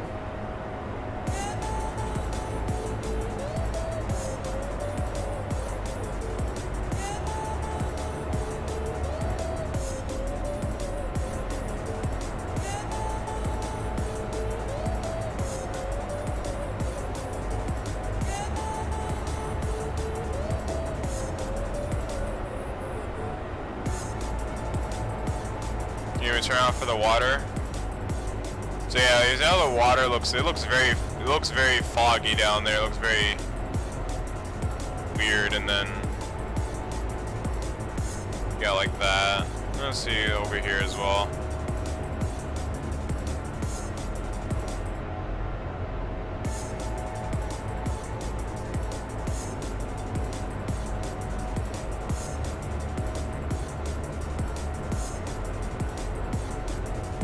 Looks like the swamp. Looks like a swamp, yeah. Not the prettiest looking thing.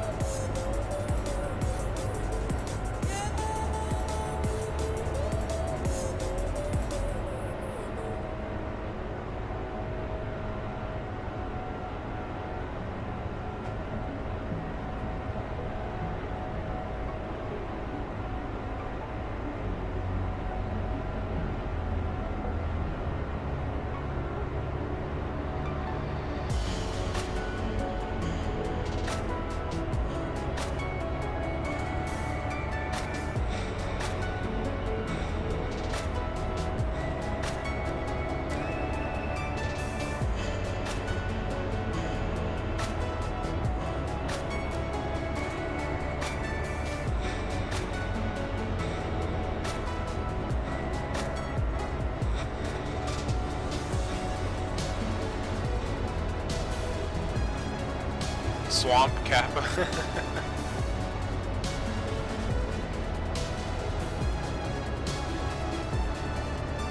X11 reshade 3.0 daytime graphics preset.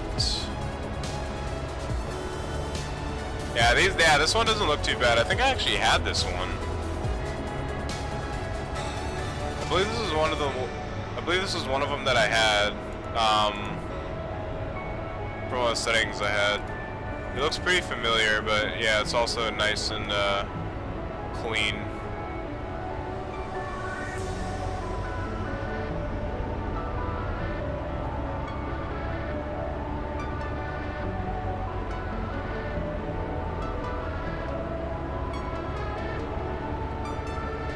Buy the Eddie Skypack textures? I don't think I need that.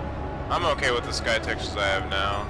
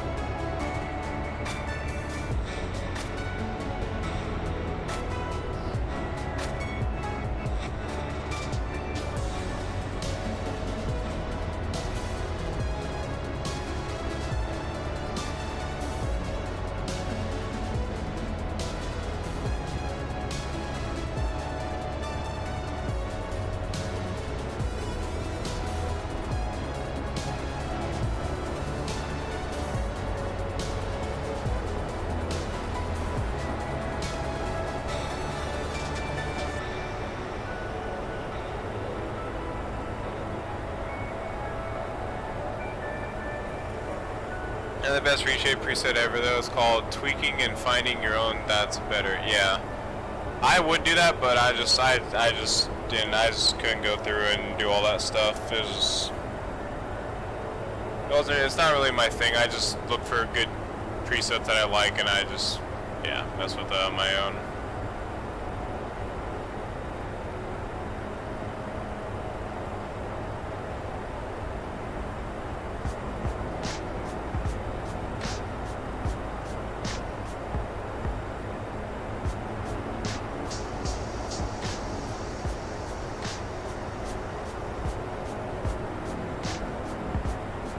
What's up with the flat textures? What do you mean the flat textures?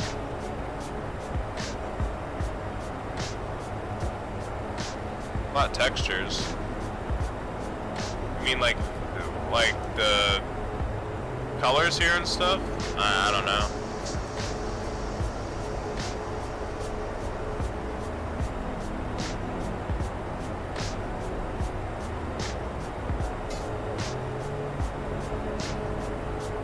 On the dash. Oh, that right there. I don't know. I don't really pay attention to those.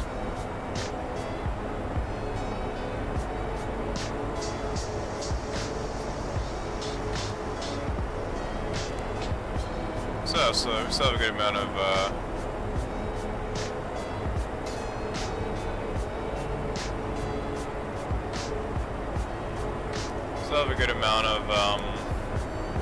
fuel left here. Fine. 100% is just above 160 nautical miles.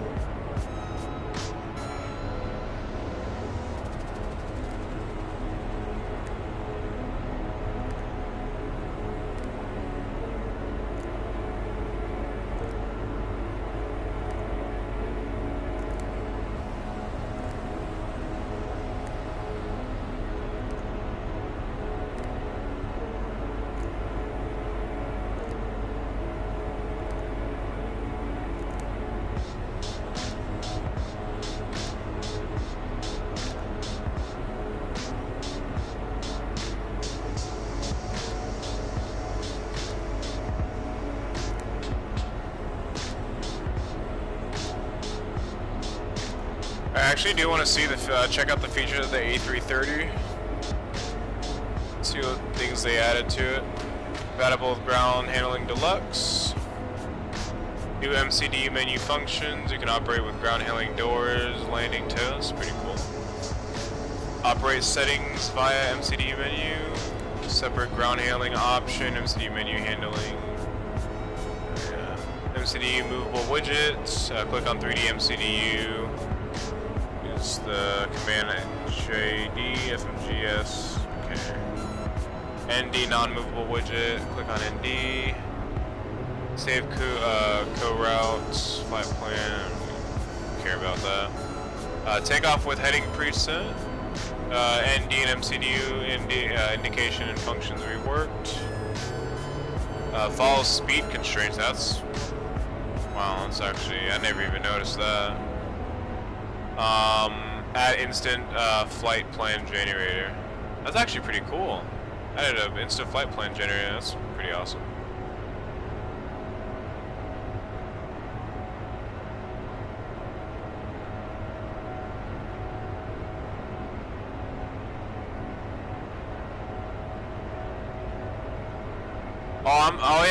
I remember. I completely forgot that Jar Design was working on an A340 as well. I might get the A340. That's going to be a pretty interesting plane.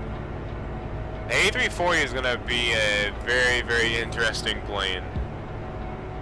I never liked the look of the A340, but it seems like it's a fun plane to fly. Like, I'm not gonna lie, it looks like it seems like it's gonna be a pretty solid plane.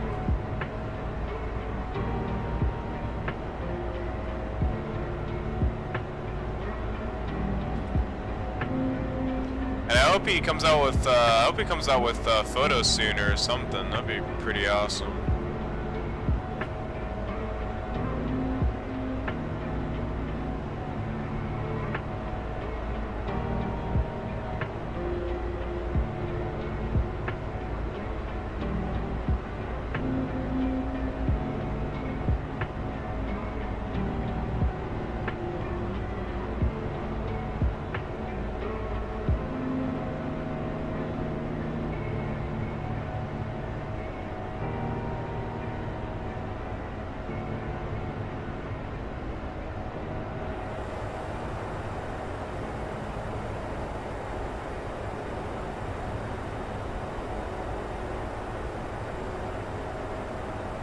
vehicle's still doing good.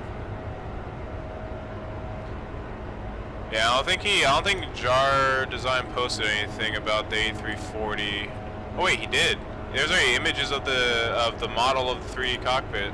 That's pretty cool.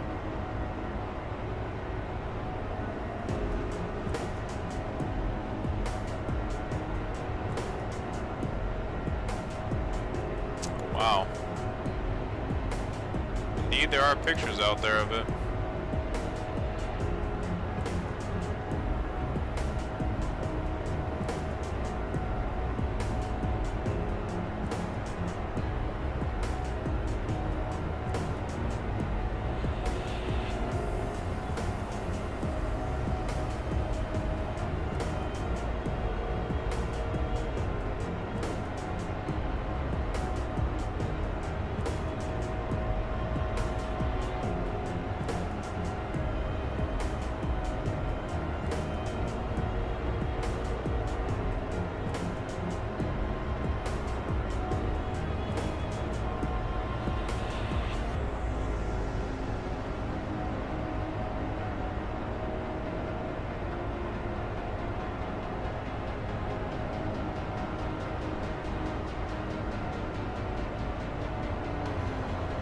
Someone says that P3D will always be better than X-Plane. After I said X-Plane is going to pass P3D once the big developers move to X-Plane. On Vatsim track, looks like you're approaching into Tampa. Oh yeah, kind of. Yeah, we're going to be flying right over Tampa.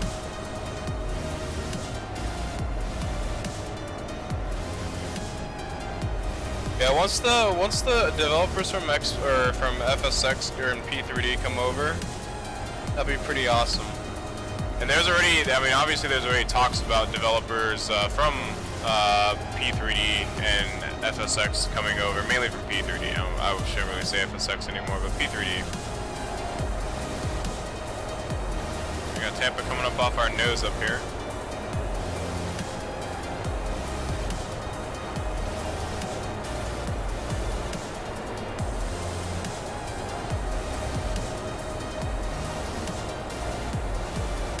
I think one's a Air Force base and one is a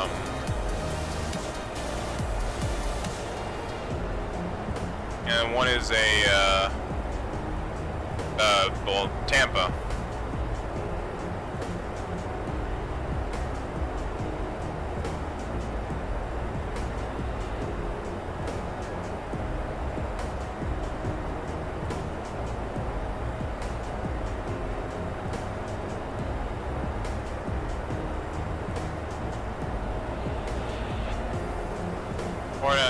I don't think it's a military base, or is it just an executive airport? I can't remember.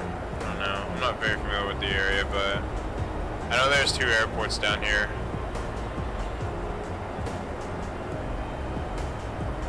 Okay, it is an Air Force base, that's what I thought. I knew there was an Air Force base around there somewhere, I just didn't know where it was. But yep, that's the Air Force base.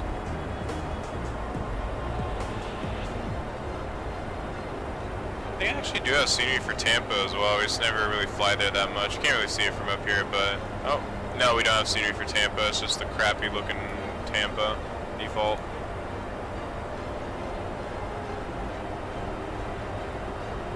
Made the same mistake that one guy did in the other stream.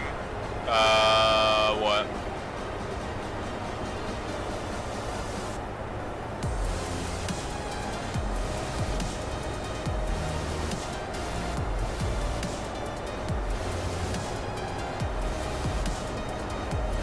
Alright, so I can check the, I can show you the outside view. I'm gonna turn the sounds down just because it's really loud outside. Like, it's extremely loud outside. If I didn't blow your ears, oh god, you guys are probably losing your eardrums right now. You guys probably just lost your eardrums, but here's the outside model.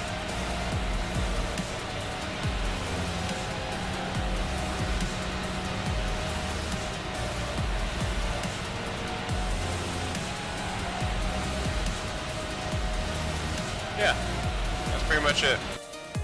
Go back inside and turn the audio back up.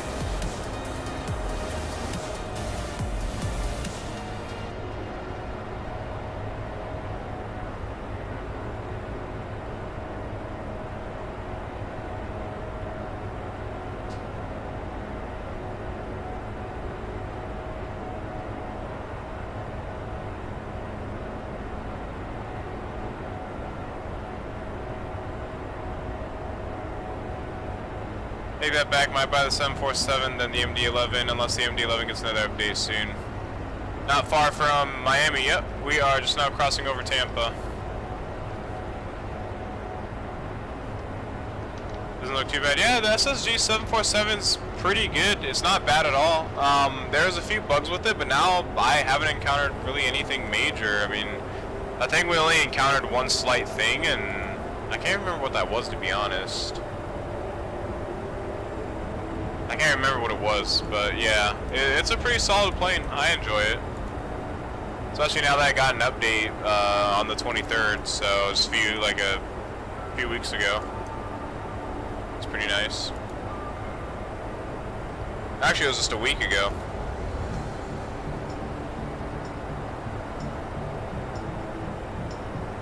Oh yeah, the engine model. You're right. So the only thing that I noticed is just the little, like, what they call the marching ants, and then like how low FPS the engine blades, the fan blades spin, and that's pretty much it. That's all I noticed. There's a few other like marching ants and stuff all along the wing, but they're not too bad. I can honestly deal with those things. They're not too bad to me.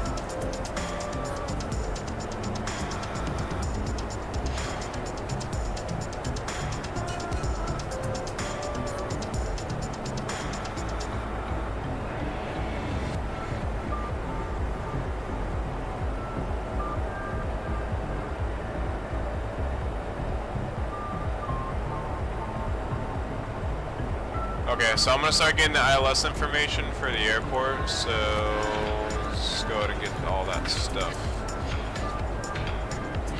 Actually, you know what? I think I already have it set up here. Yeah, I already have it here. So let's go and put in the ILS information.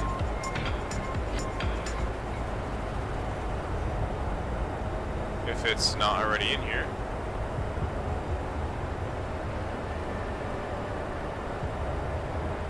Alright, perfect. It already has... Oh wait, it's not.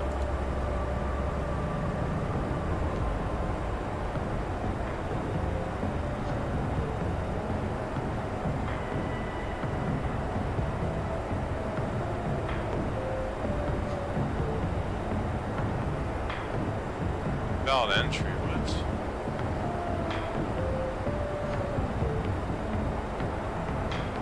Oh. But why can't I set that? That's fine, I guess it isn't.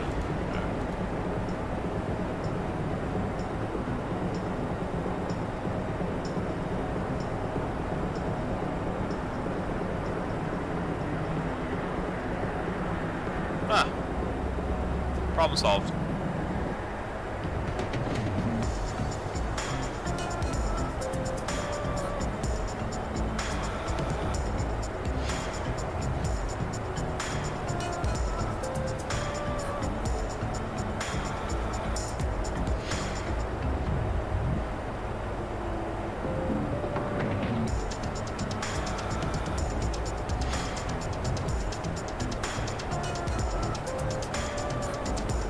What does rotate mean when they say, here's the last screenshot of the rotate MD-11's work in progress?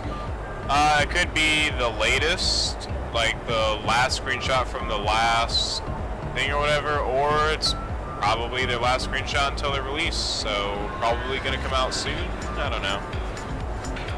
Nobody knows but them.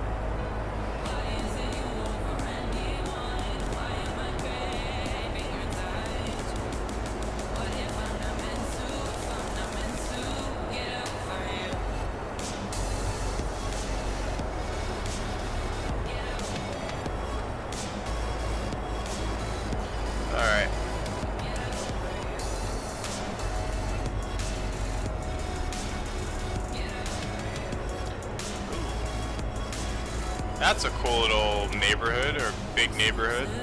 Never seen that before. It's pretty cool.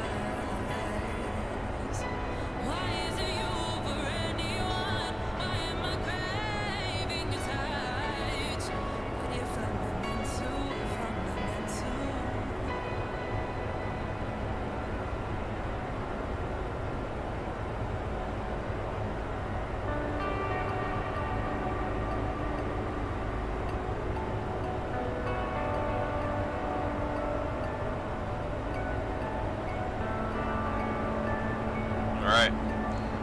Should be starting our descent pretty soon.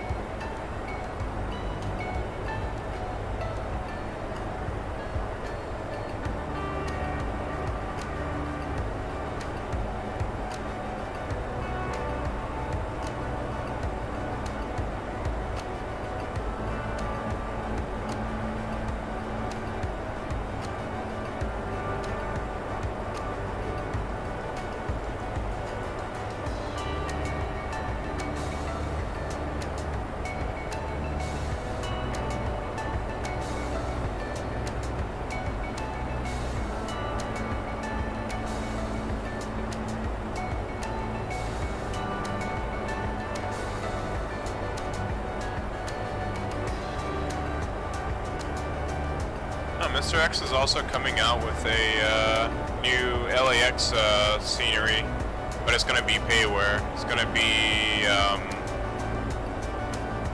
LAX HD or something like that. I'm not really big into the whole scenery thing when it comes to payware scenery, that is, but it's still pretty cool.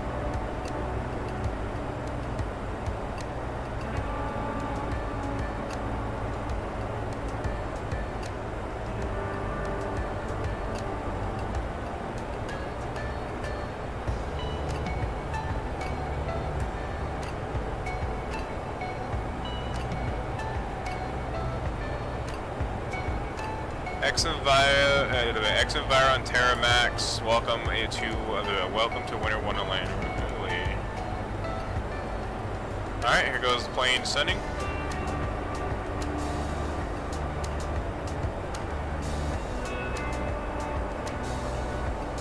I'm gonna go ahead and also look up the arrival charts as well, just to make sure everything, just to make sure that everything arrival-wise is Good to go.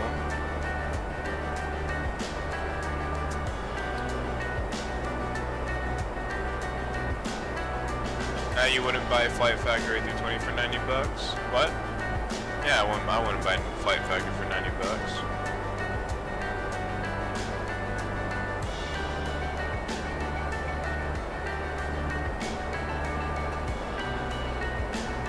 Okay, we gotta contact me, 132.25, so I'm gonna cut the music here. And I'm gonna go and turn the plane sounds down as well.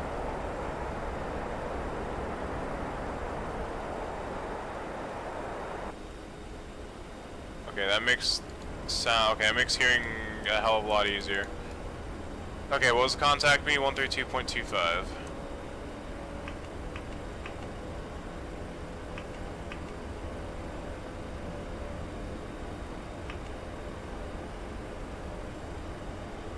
Correction, Virgin 15 November.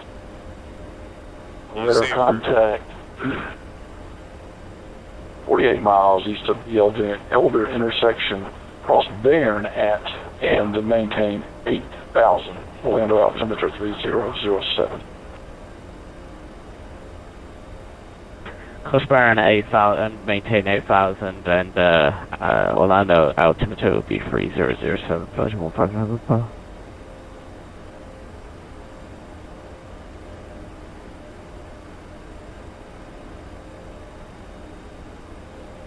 From the 531 Delta Echo radar contact. Okay, call up here in a bit. 14 miles northwest of the Hokie VOR. Maintain, let's see. Maintain appropriate VFR altitudes and remain this frequency to traffic body. We'll maintain appropriate VFR altitudes and remain at the frequency. On Delta, thank you.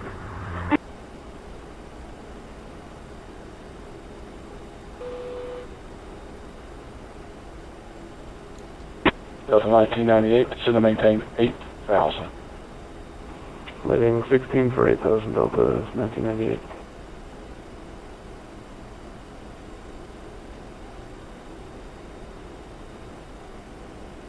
Army Center, FedEx 318 is in airspace to your west.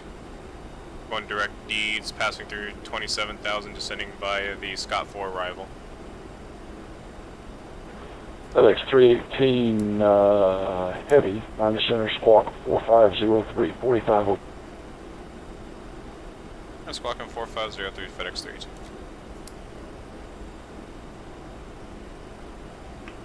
Oh, nope, that's the wrong one.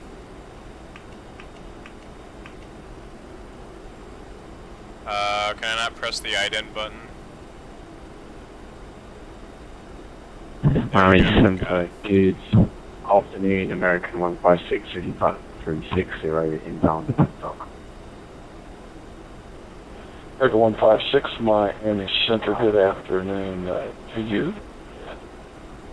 Let's see, Squawk 4504, 4504. Will we be able to make Squawk 4504, American 156. we're fucking going way too FedEx fast. 318 Heavy, radar contact. 63 miles northwest of the Dolphin VOR. Miami altimeter is 3001, cross S. Scott at and maintain 16,000 and 280 knots. Alright, we'll cross Scott's at 16,000 at 280 knots for FedEx 318. I always forget to say heavy, but whatever. Okay, so it's 16,000, so we'll be fine.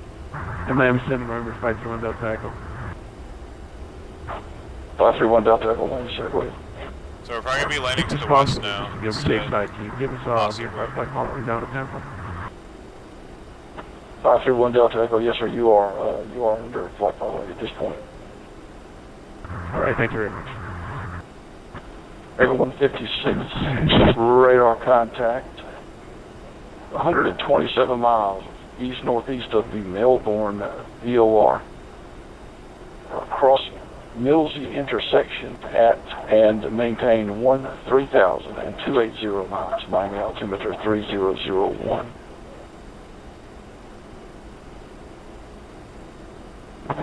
the intersection at 1000 C0 and open as a 3001 for American 1.6.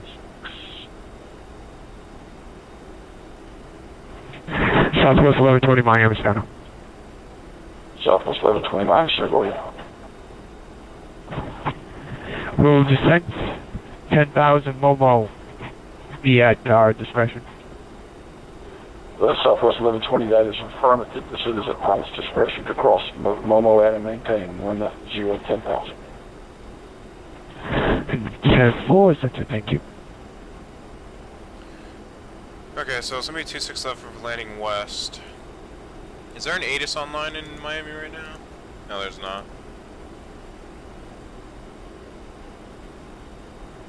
He said altimeter is 3001, so let's go and set it now. Here we go.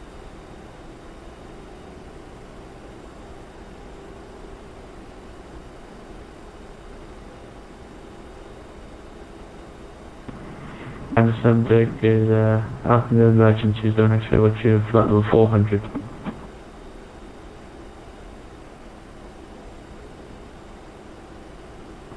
Virgin 27 X-ray heavy minus center, good afternoon. Squawk 4506. 14506 for Virgin 27 heavy. Now we're landing to the Delta east. The Delta 1998 descend and maintain 3000. Eastbound. 3000 Delta 1998. FedEx 318 heavy Miami altimeter 3001. Expect vectors for the ILS runway 30 approach. Alright, altimeter, we'll expect the approach for 30 for FedEx 318.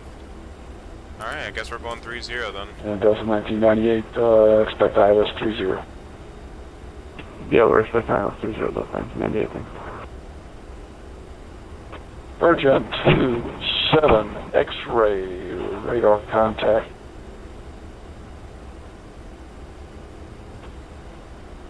Radar contact 33 miles west of the New Car intersection.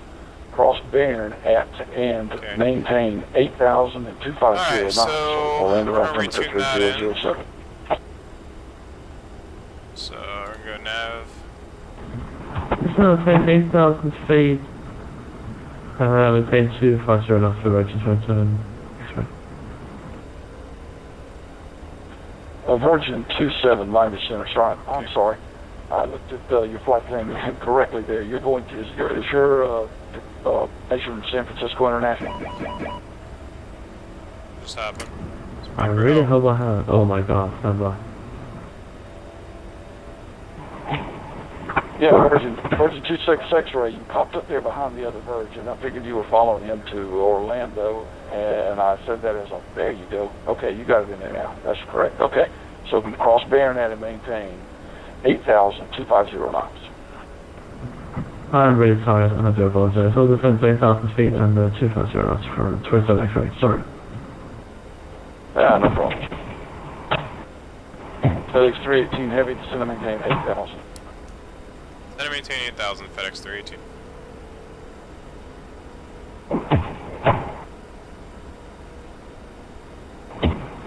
Miami Center, American 1526, material flight level 340. I'll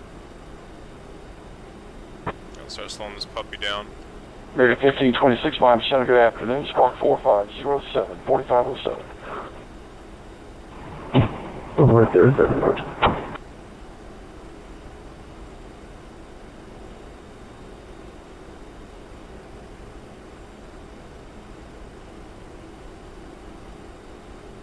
Man, look at that view.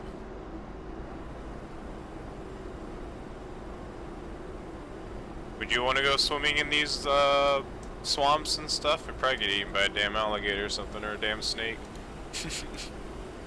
Wouldn't be too pleasant.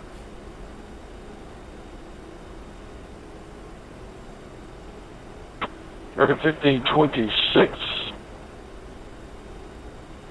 Radar contact. 24 miles north of the big intersection. Cross, let's see, Send go cross outside lights KMEM on. and maintain No, wait, I don't forget the 11,000 and 250 knots, Miami altimeter 3001.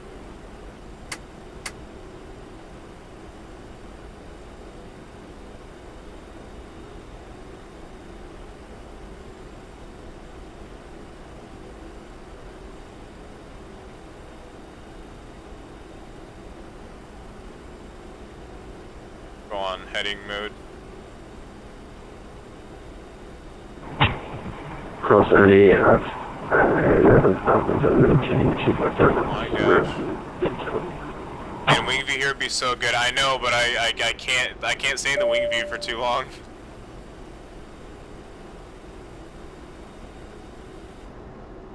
Well, we'll come back to the replay and we'll check that out.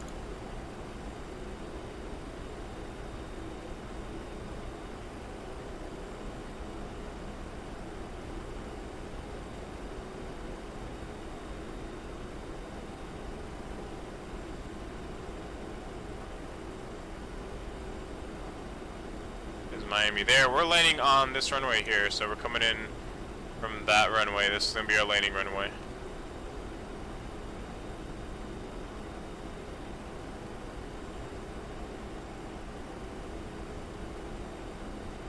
Oh, we got to slow down big time. Whoop. Slow that plane down.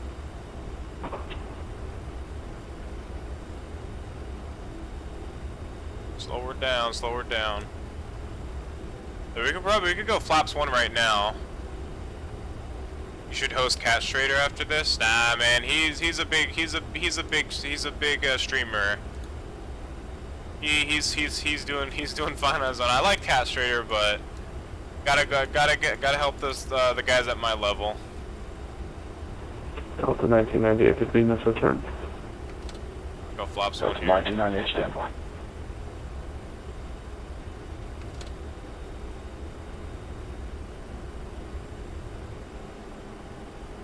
Delta 1998, 7 miles from Oldie, turn to left heading 330, maintain 3000 until established clear eye left runway 30 approach. After 330, 3000, clear ILS 30 approach, Delta 1998. Felix 318 heavy, this is to maintain 3000. Center maintain 3000, FedEx 318 heavy.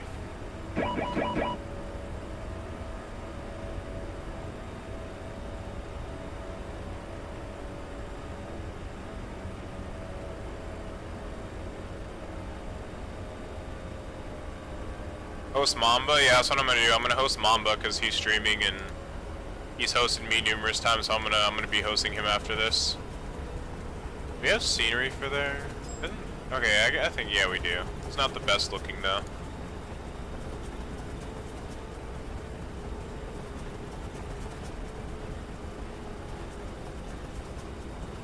Oh, bumpy. Really bumpy.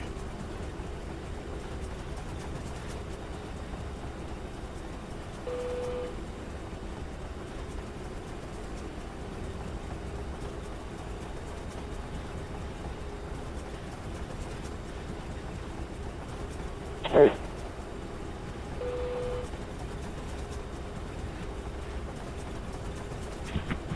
Delta 3764, final approach 35 left, 11.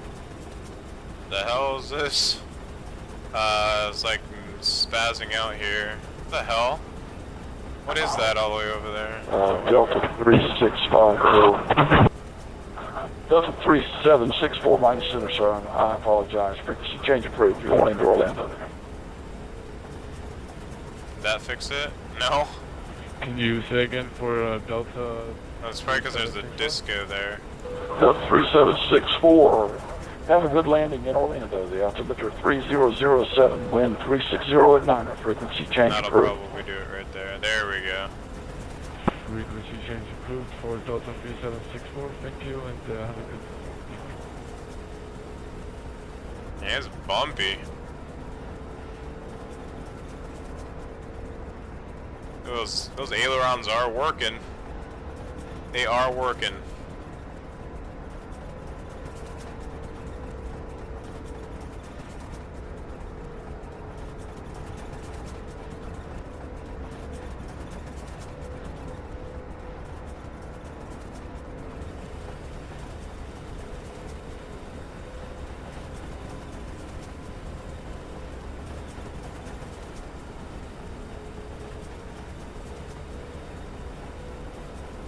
We're gonna go flaps 10.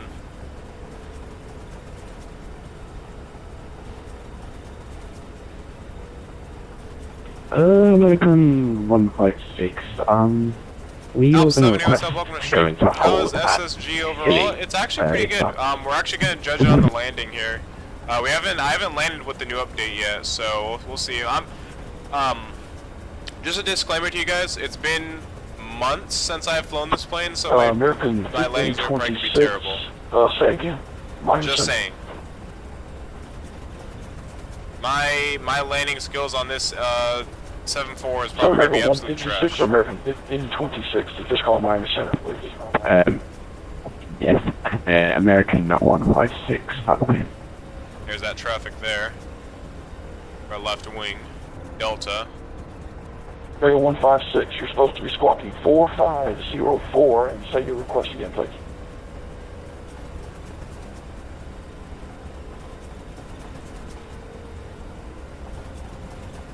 I see. Apologies for a long score there. So that's 4504 now for American 156.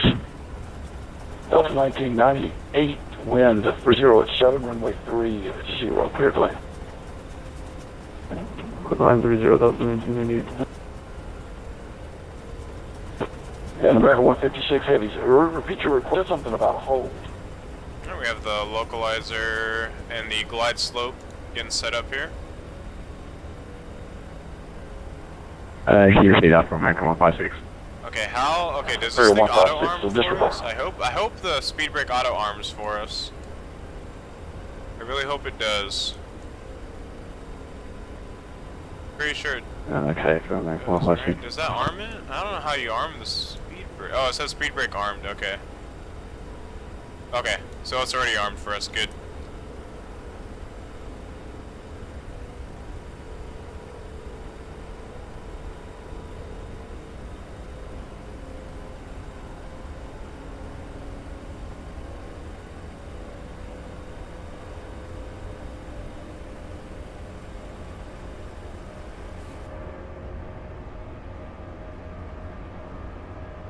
Alright, brace yours real quick. FedEx 318 heavy, you're 9 miles from hold. You turn left heading 330. Maintain 3000 until established straight ILS runway 30 approach. Alright, left heading 330, down, maintain 3000 until established on the localizer, cleared 30 approach for FedEx 318.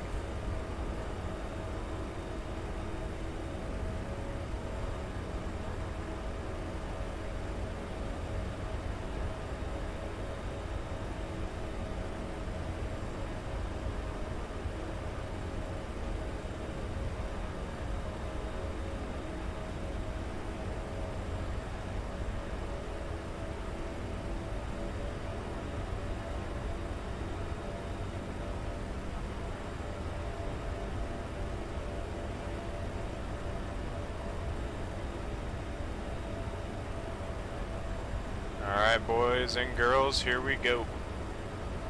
Still a little ways out, so we'll maintain 230 for now.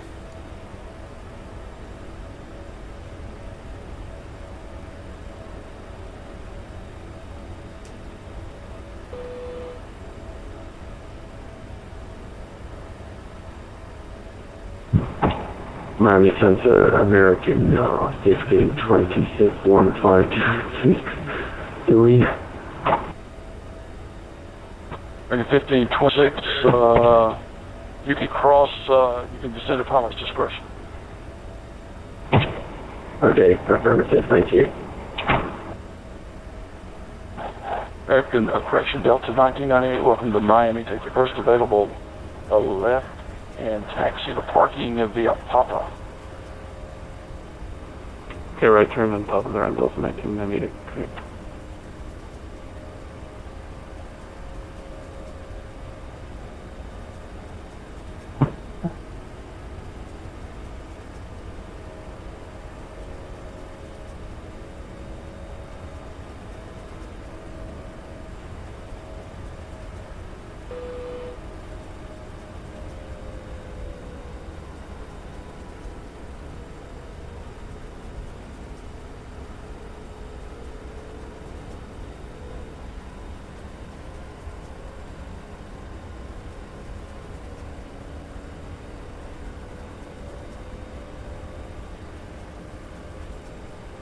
Alright. Say you're gonna guess negative 100 feet per minute? I don't know, man. It's been a while since I've flown this plane, so I'm probably gonna smack the ground with an extra bounce or two in there, so don't have too much faith in me. Like I said, it's been a while since I've flown this plane. I'm not the best with flying heavies. I'm not used to flying heavies that much, so not as much as I used to. You got faith? Well, I'm glad that you got faith in me. Alright, localizer's still not alive. It should be coming alive here pretty soon. And there it comes. So we're gonna go and put on approach mode. Start slowing down the plane. Bring down the flaps.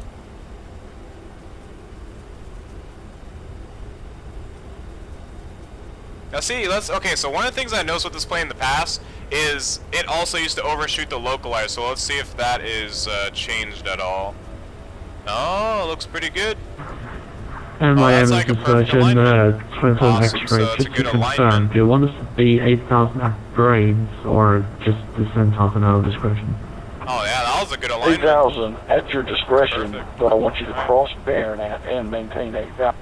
But you can start to ascend any time that you'd like. Okay, first I'm going to Twin X-ray. We dropping the flaps here soon.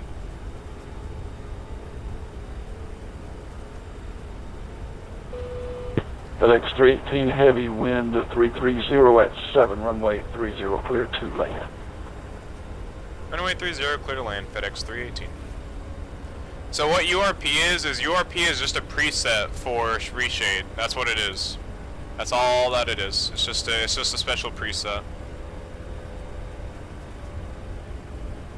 I think it modifies some other things for it as well. I'm not entirely sure, but it does what's supposed to. Alright. We'll go ahead and set gear down. Miami Center, 1 Delta. 1 Delta X. flaps Let's see, coming who down was that full. calling my insurance? I thought they said 1 Delta X, but I don't have one of those. And I Hey, think I'll we'll sign. land at about 150 to 160 knots. Delta Echo, my sir, go ahead. I think 150, 155 will be a good speed. Okay. Yeah, that's approved. Just give me a shout when you're back. We'll keep the speed around here. Around 155 feels like a good speed. Oh yeah, downtown Miami.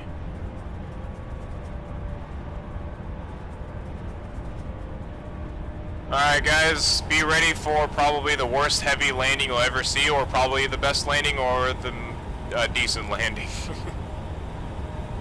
Alright, let's go ahead and take control now.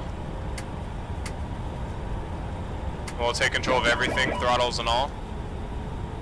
Oh boy. So flying heavy is like flying heavy. Oh boy, these delayed controls, I don't know guys.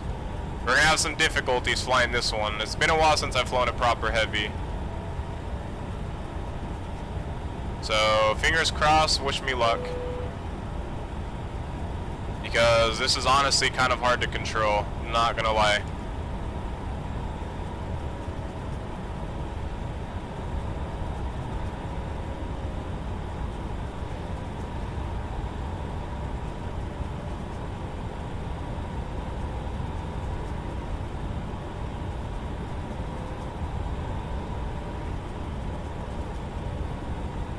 I'm trying to keep it as smooth as I can. 30. Miami Miami Center, American 717 is in position and holding runway 26 left. Request IFR to Mike Uniform Victor Romeo. Area 717, Miami Center. Yes, sir. I sent you a PVC earlier. I guess you missed that. You're cleared to Mike Uniform Victor Romeo via the Manatee 2 departure, then is foul climb via the Manatee 2 SID. Departure frequency is 132.25, squawk 4510. Now listen to what I'm saying next. Read back to me only the transponder code, please. Oh, I hear no ground Request, callouts. No ground callouts. No repeat ground flight callouts. Oh for god. American 717. Oh god. 4, 5, 1, Okay. 0, 45, 10. But no ground callouts at So all. Roger, flight 45 10 American 717. American 717. Roger, stand by. And Oh send my one gosh. For not having ground callouts, 3,000 that feet wasn't remaining. that bad. I'm Central Bill Service 111, good evening. I will take that. I will take that. Destination I will gladly take that. American 717, Arnett to JDAC. Wind 330 at 7, runway 26 left, clear for takeoff. Clear to take off. Ooh, my heart, dude. Guys, I had a death grip on my joystick trying to like American keep it in control. 156, Miami altimeter It was 3001. You can expect vectors for the ILS runway. I'm not gonna lie, that was 26 hard. left approach. Let's go and clean up the aircraft here. Expect vectors T6 left 49116. Whew, we made it though. American 156, say We altitude. made it. American 156, we can't get the altitude side. Okay, so American we're 156, descend maintain 3000, turn left heading 180. FedEx is right here. The 20 is down 3,000 for Alright, American we're gonna wait 156. for him so we can call in our taxi. Southwest 1120, 4 miles, altimeter 3003. I think there's somebody taking off Vectors here. for the Yeah, ILS he's about runway to 6 take off. approach. Descend and maintain 8000. Wait, is that a FedEx plane over It's there? Jack, There's a 6 FedEx approach, planes over descend there. 8,000. Southwest 1120. I don't know which FedEx. Oh god, wrong key. I don't know what FedEx ramps we should be. I guess park over there. But those are like the little planes though. I don't know, I'm trying to figure out where we're I'm gonna park. Central Bill 111, VGM, ready to locate clearance to destination. Honestly, I have no idea. I'm just gonna say to the FedEx ramps. That's literally what I'm about to say. I'm just gonna say it to the FedEx ramps.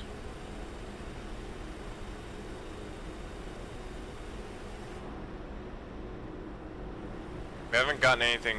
I don't want to jump over anybody on the comms, Alright, so I'm gonna get ready. Delta Lima X-ray 111 Center. I sent you a pre-departure clearance earlier. I guess you didn't copy that.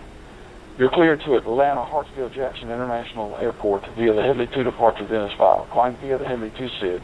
Departure frequency is 132.25. Wow, we And packed squawk, just enough fuel, guys. 45, We packed 11, just enough fuel to 4, make it here. 5, 1, 1. Please look at just this. read back to me. Only the transponder code. 4511. 4511 for those 111. Thank you. Delta Lima X-ray 111, read back Roshan start is at pilot's discretion. Talk to me, advise me, only when you're ready for departure. You can expect departure runway 26, expect departure runway 27. Copy 27 for Bill 711. American 717, radar contact, say altitude. Altitude 2,600. Space shuttle status right there. American 717, time to maintain flight level 260. We're waiting for these guys to finish up. 260 off. Don't want to step on any of them. They're trying to get out of here. 318 heavy. Oh, there we go. Taxi to the north, straight to the north. Mike 2, Lima 2, Kilo 2, and Kilo to the FedEx ramp, cross runway 26 left, cross runway 26 right. Taxi to the north, FedEx ramps, Mike 2, Lima 2, Kilo 2, then Kilo, and we'll cross 26 left and right for FedEx 318 Heavy. Alright, never mind, he got us. Alright, cool. Virgin 15 November heavy. You're departing my airspace now, going into the Orlando Track-On. Orlando Mike 2, altimeter Lima 2, 3007, Kilo the 2, wind Kilo. 360 at Across the 9er. runways. Radar services are terminated. Frequency change approved. You have a great landing in Orlando. SSG frequency change approved, Virgin 15 have a great afternoon, and see you later. Approaching 08 right. Alright, well, hope you guys enjoyed the flight. We'll obviously be watching the replay back before we end off the stream, and then we'll be hosting Miami Monbegator Center, because good he's doing some afternoon. flights right now as November well. 4307 Papa on the ground. And, Sarasota, IFR to Marco Island, ready to copy clearance. Mike 2, Lima Kilo 2. Okay, I'm guessing Kilo 2 is like right here. I don't know. Approaching 08 left. Apparently, Alright, Comanche 437 Papa Miami Center. this is Kilo 2, I guess, right here. You cleared the Marco Yeah, Island Kilo 2 Airport is to Kilo be 2. a Vector 2 Viola in this file. This looks different in Maintain the charts, 2000, that's expect all. Okay. 5010 minutes after departure. we Departure are frequency 132.25 and Okay, squawk hold on. I'm gonna 45, turn the audio down so 45, that way it doesn't blow your guys' eardrums out, including mine. So just 1 sec while I figure this out. Boy. We'll park in here, I guess. Yeah, we'll park in here. We'll say that's a FedEx ramp. Or 4307 Papa. Comanche Mama's saying in a 430 few minutes. Papa, Oh, that read that sucks. correct Never pushing mind start then. as a pilot. Well, let's see. I guess we'll find somebody else to Let's see, host. squawk 4515. And let me get that weather for you. The altimeter in Sarasota 3004. And let's see, runway 22, since you're close by there, taxi via Foxtrot. Taxi 22 via Foxtrot, and once again that squawk code is 4515 for 07 Papa. 07 Papa, roger. Alright, and we'll go and hold it right there. Hold the park brake, and we are here, guys. Miami Welcome Center, to Miami. We'll go ahead and log out of Vatsim. runway clear. And let's go ahead and turn the volume down so it's not blowing you guys' eardrums out. And perfect. Beautiful.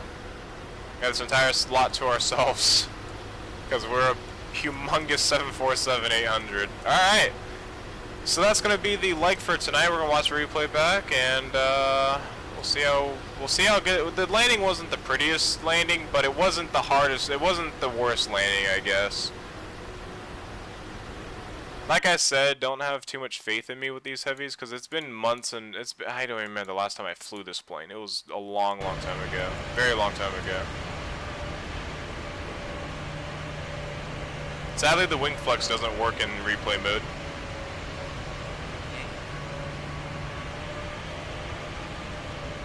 Yeah, there's no ground. Wait, was there ground callouts? Well, I flared it so hard right there.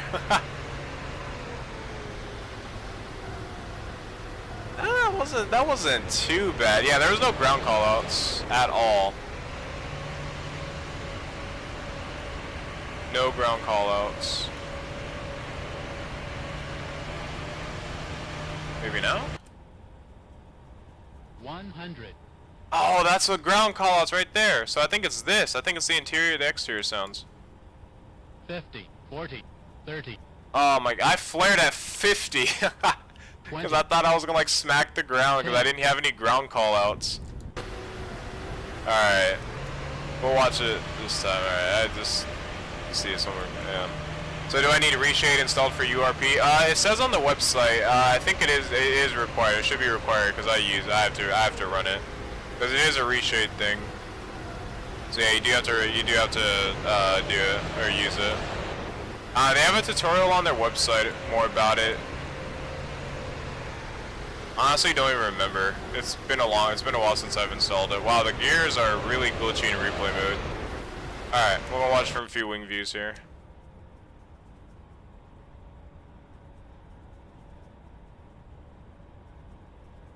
Does that little airport diagram show taxiways?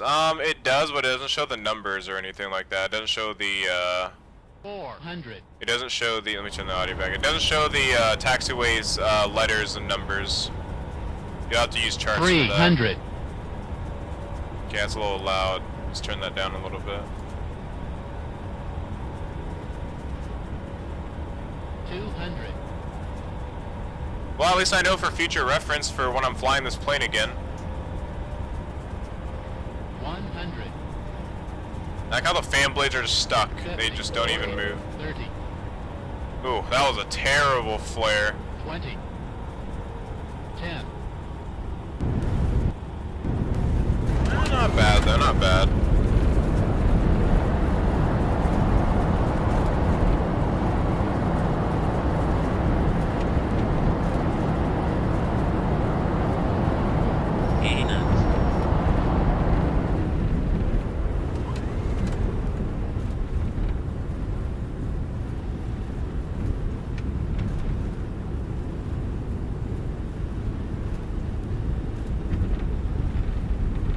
this a link for URP, but where's the reshade? I don't know. I honestly don't even remember, dude. I installed this like a while ago, so I don't even remember anymore. Just read the tutorial or whatever they have on the thing. I don't even remember. V1. Rotate. I may be getting confused because I used to use reshade, but I don't know. I have no idea. 50, 40, 30. Eeh, I hate that so much. 10. And a little bit hard.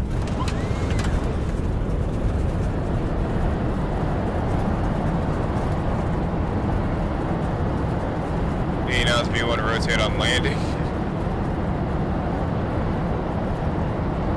Alright, I think that's gonna end it off here, guys. So hopefully you guys enjoyed me trying to fly the 747 again. It's been a while. This plane is actually pretty solid now. I have no issues with this plane.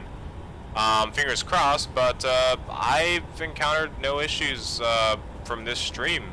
There's nothing to really report bad about this plane in terms of like flyability. It flies, it works, I mean, it's a fun plane. I'm gonna definitely be flying this more. Definitely more often. I will be flying this in streams now because it's a really fun plane. But other than that, guys, hope you guys enjoyed. I will be streaming in the next 2 hours or so some ARMA, the operation for tonight, so I'll probably see you guys then. Usually in ARMA I don't really answer the comments very much because I'm concentrating on other things. So yeah, other than that, hope you guys enjoyed, and as always, I will see you guys in the next one.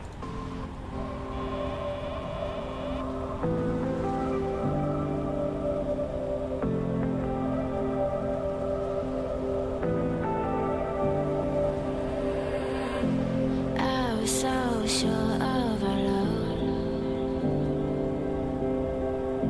I never thought of any reason I doubt us, and now I'm right back at the start.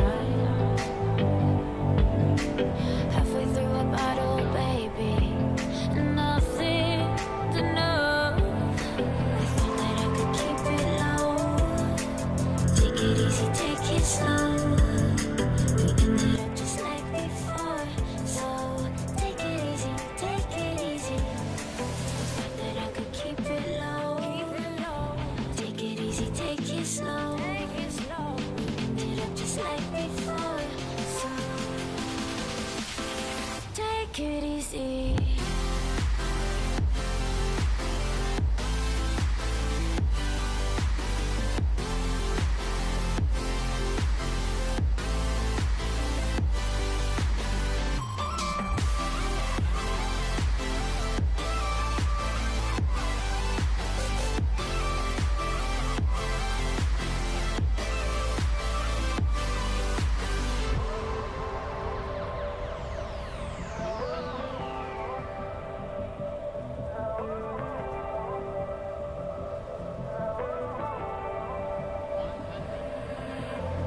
And you know how to forget